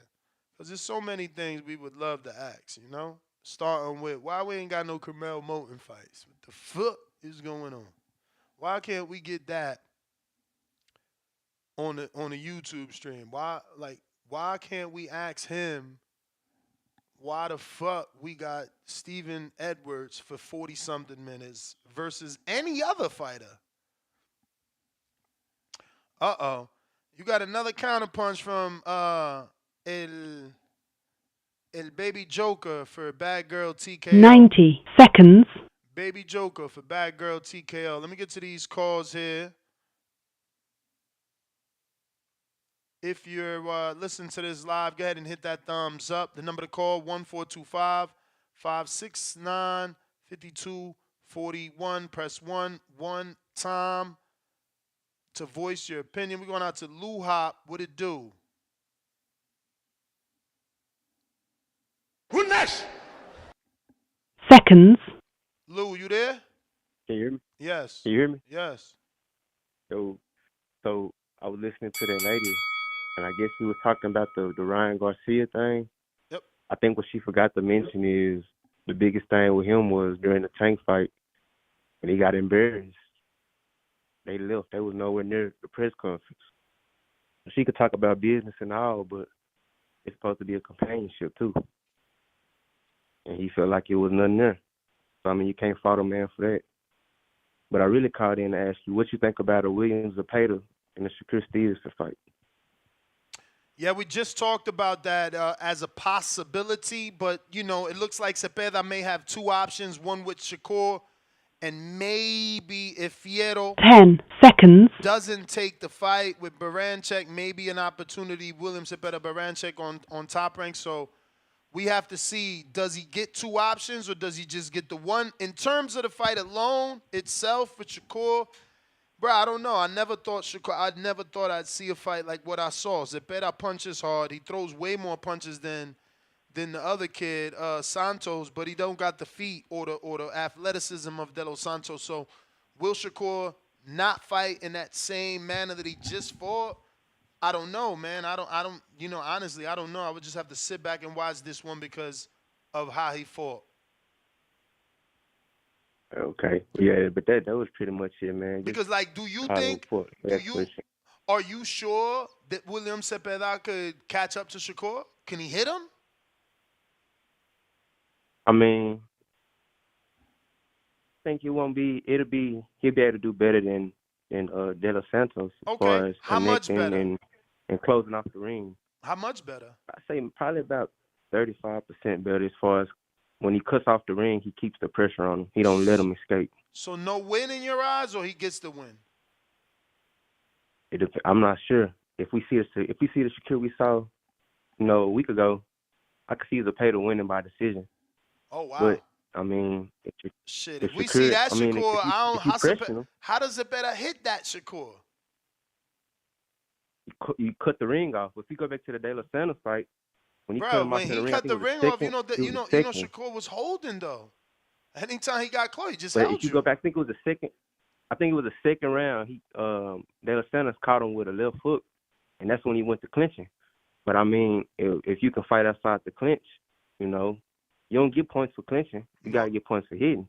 I You know? hear you, man, but I ain't So never see Cepeda look like Benavidez, who could break out of a clinch and beat you down. I don't know, but I hear you. It's I mean, interesting. it could be worked out. I mean, that's something that you can work in training. Hopefully. But that's the only thing I had to call. All right, man. You the man, You champ. may feel like it's your time, but it's not your time. Appreciate you on the check in. And Bad Girl TKO, you do got another counterpunch from Baby Joker. Whenever you ready.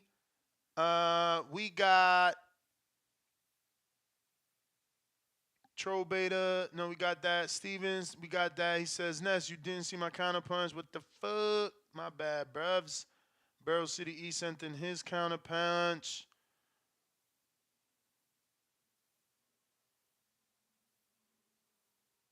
I didn't know. My producer saying I'm ignoring the fact that Navarrete has petitioned into the WBC. I didn't know that was official. Has he?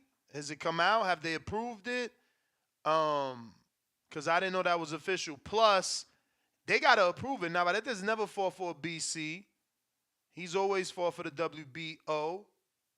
For them to approve that fight for Navarrete to fight Shakur, that's almost insane. He's not even been fighting in that sanctioning body. Like, that would be straight fucking some sort of favoritism being shown there, I believe. I could be wrong though, man. There'd be maybe being a champion like Loma. Loma did it. Loma certainly did it, and that's the same promoter.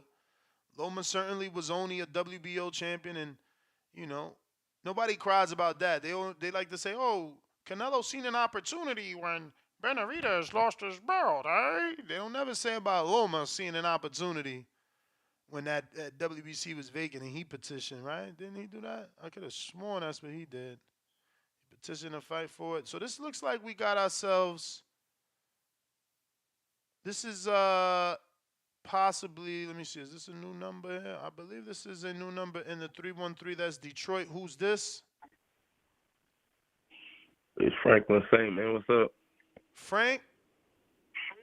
Yeah. Frank in Detroit, What's up, man. Talk to us. What's up with you, man? Thank you for calling into the show. New caller. Chilling, man. I'm just that Ryan Garcia. I mean, he wasn't never good to me. I don't know what. I mean, I know why he fought Tank, because he wanted to try to be the first one to beat him, but he never was a good fighter to me. But I think he getting better. I like him. He getting better, but he never was a good fighter to me. So everybody knew Tank was gonna beat him. So I mean, it did sell a lot, but everybody knew Tank was gonna beat him. I even knew Tank was gonna beat him. So, but and I wanted to talk about that Shakur fight. I mean, you gotta hit him. That's how you got to hit him. There's no way to hit him if he's fighting like that. And then when he get his hand right, that's gonna be a problem too, because he's gonna be throwing more punches, and you can't hit him. So that's gonna be a problem right there too. Then Devin Haney and Regis, that's a toss up in there. I gotta see how Devin look at 140. Then he talking about going up to 147. Yeah, I gotta see if his power can go up there, and if he still, because there's a lot of power at 147 and speed, so. He gotta get a little more power. But yeah, that's what I was calling in about, man. All right, champ. We appreciate you. Yep.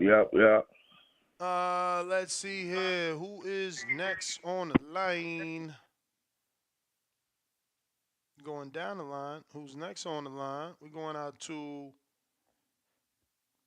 I believe this is Dallas. Adrian in Dallas. What's up? Hey, what's up, Ness? It's inevitable. It's D Block, D Town, D City, D-Ville, Baltimore. Facts! What's up, Ness? You having a good show, man? Can't complain, brother. How are you?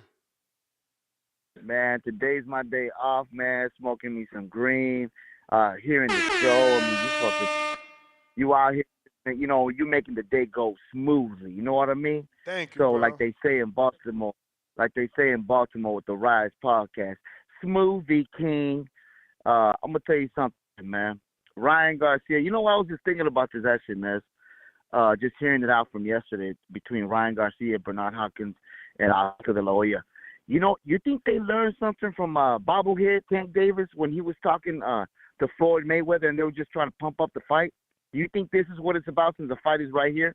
It's already coming up. Maybe tickets ain't selling as hot. Oh, I get what you're saying. Maybe the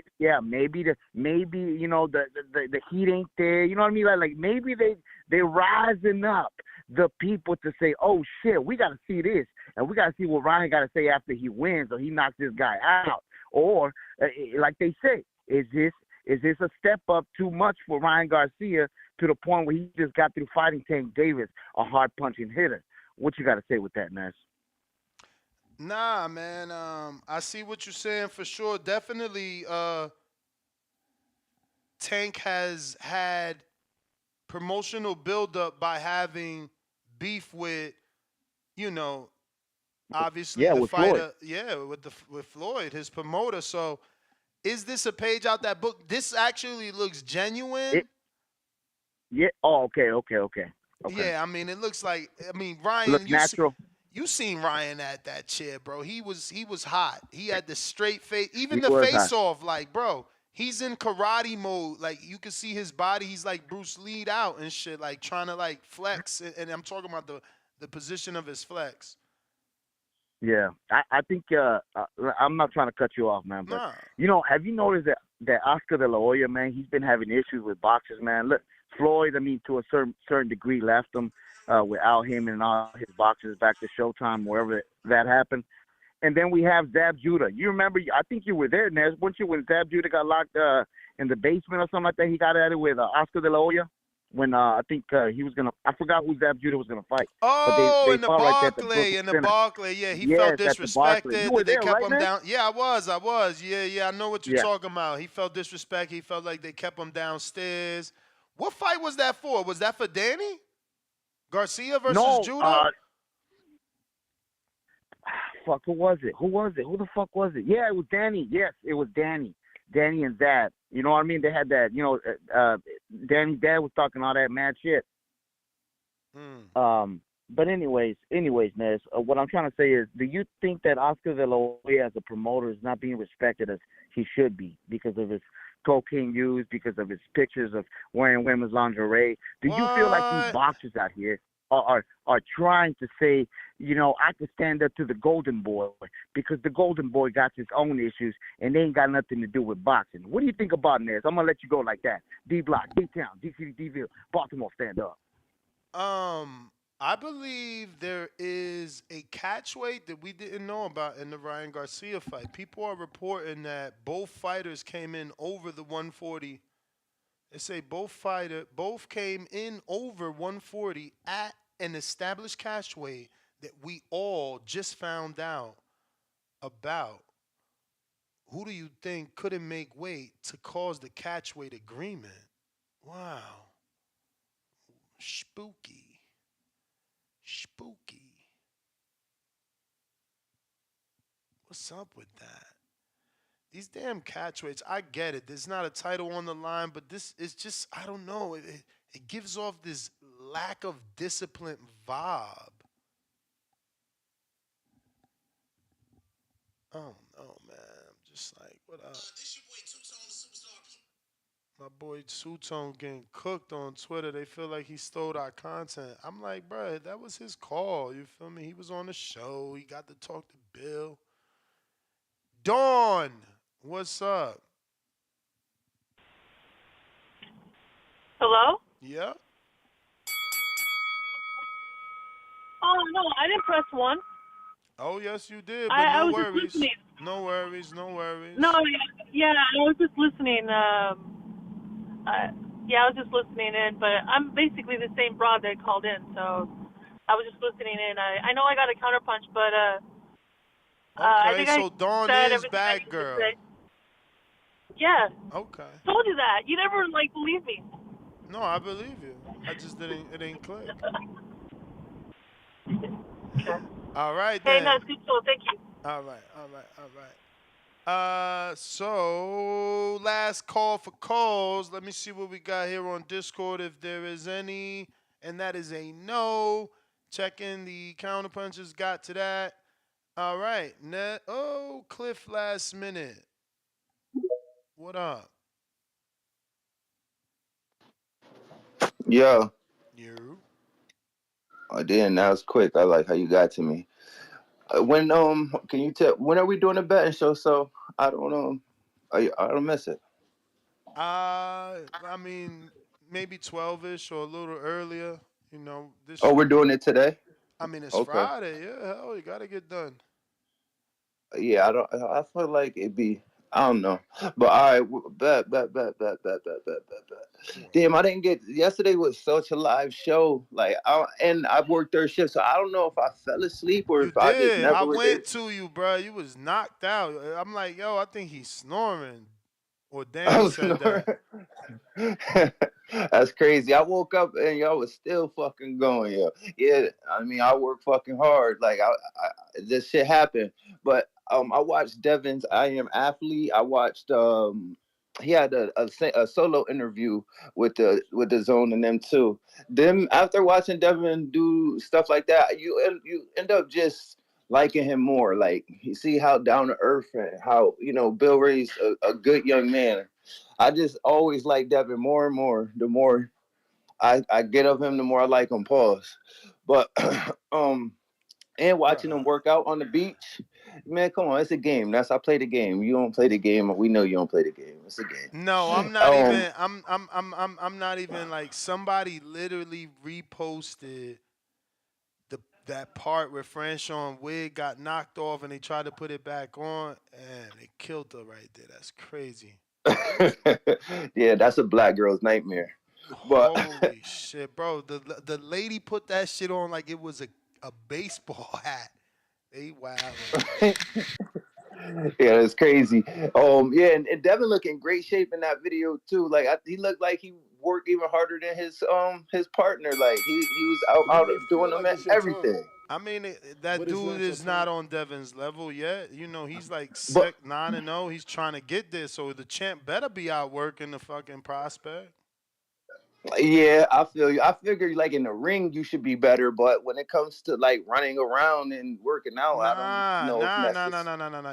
You're not taking things into consideration. If you got 10 years running 5 miles every other day or however many times per week you can do it, how the fuck am I gonna just jump to your level? You feel me? Like, no way. All that shit, bro. Devin got years. That's what people don't get.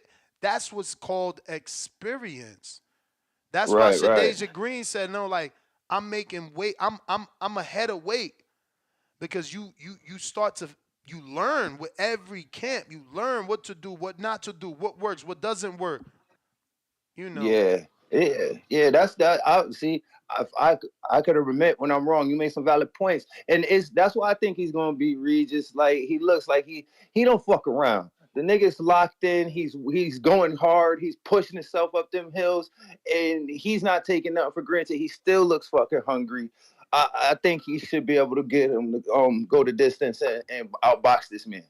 But before I go, no disrespect, but Nash, there's Coke is in mad business owners, mad motherfucking actresses, rich people love that fucking drug, and you've been in the game, They you had don't be enough dog food. addicts.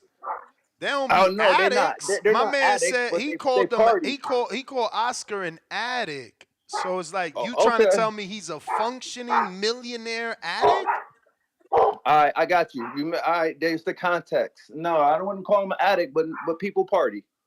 But but we didn't see him do it, but we did see a couple suspicious, you know. But it ain't right to just blatantly label him as that because we didn't see it. But like it's not like he couldn't. But yeah, addict. All right, that's far. Does he party? I wouldn't put it past him, but I don't know. But that's it. All right. King Rari, what up? Right? Yes, he requested.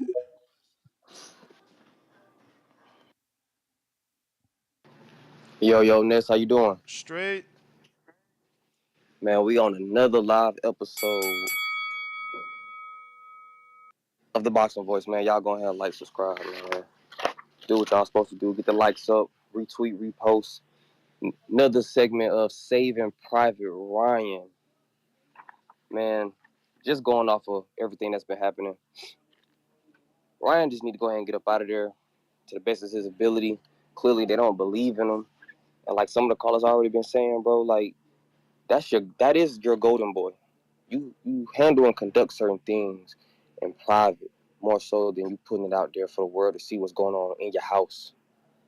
And at the end of the day, like I know every people got their own little situations, but the real Mexican and fake Mexican, that shit crazy to me, cause it's just wild. Like the disrespect for that boy is crazy. And even I heard one of your callers say, Oscar made the fight with Tank and all that, and how Devin didn't get that. Shakur, Ryan did what Devin and Shakur didn't do. Ryan was in a club with Tank. Ryan approached Tank. I can't even tell you the last time Devin and Tank been in the same space. Or Bill has even said, I sent that man a contract. Shakur was just in Tank locker room, what, 2, 3 fights ago? If you wanted that fight, bro, and you knew eventually you was moving up to 135, you should have put that out there. Look, bro, I rock with you, whoop de whoop. Let's go and get this fight in. They didn't do that. Ryan really pushed for that fight the second time around, even though he did weasel his way out the first time when we thought he was fighting Pac. But all around, Ryan really pushed for that. He bit the dust, and it did hurt his team overall, which clearly they are still salty about. But sometimes I feel as though you got to let your mans help you set up what y'all can set up together. You got Shakur saying, okay, we can fight with a catch weight. I think that fight is sell for sure. I most definitely will. But like you said, Ness, Ryan has that social status that'll help get him to places where he need to get to, with or without Golden Boy. That's just how the game go, bro. I'm saying you don't agree? Certainly believe he could get there without Golden Boy because he's already proven to all the other promoters what he can do. So they gonna be lining up.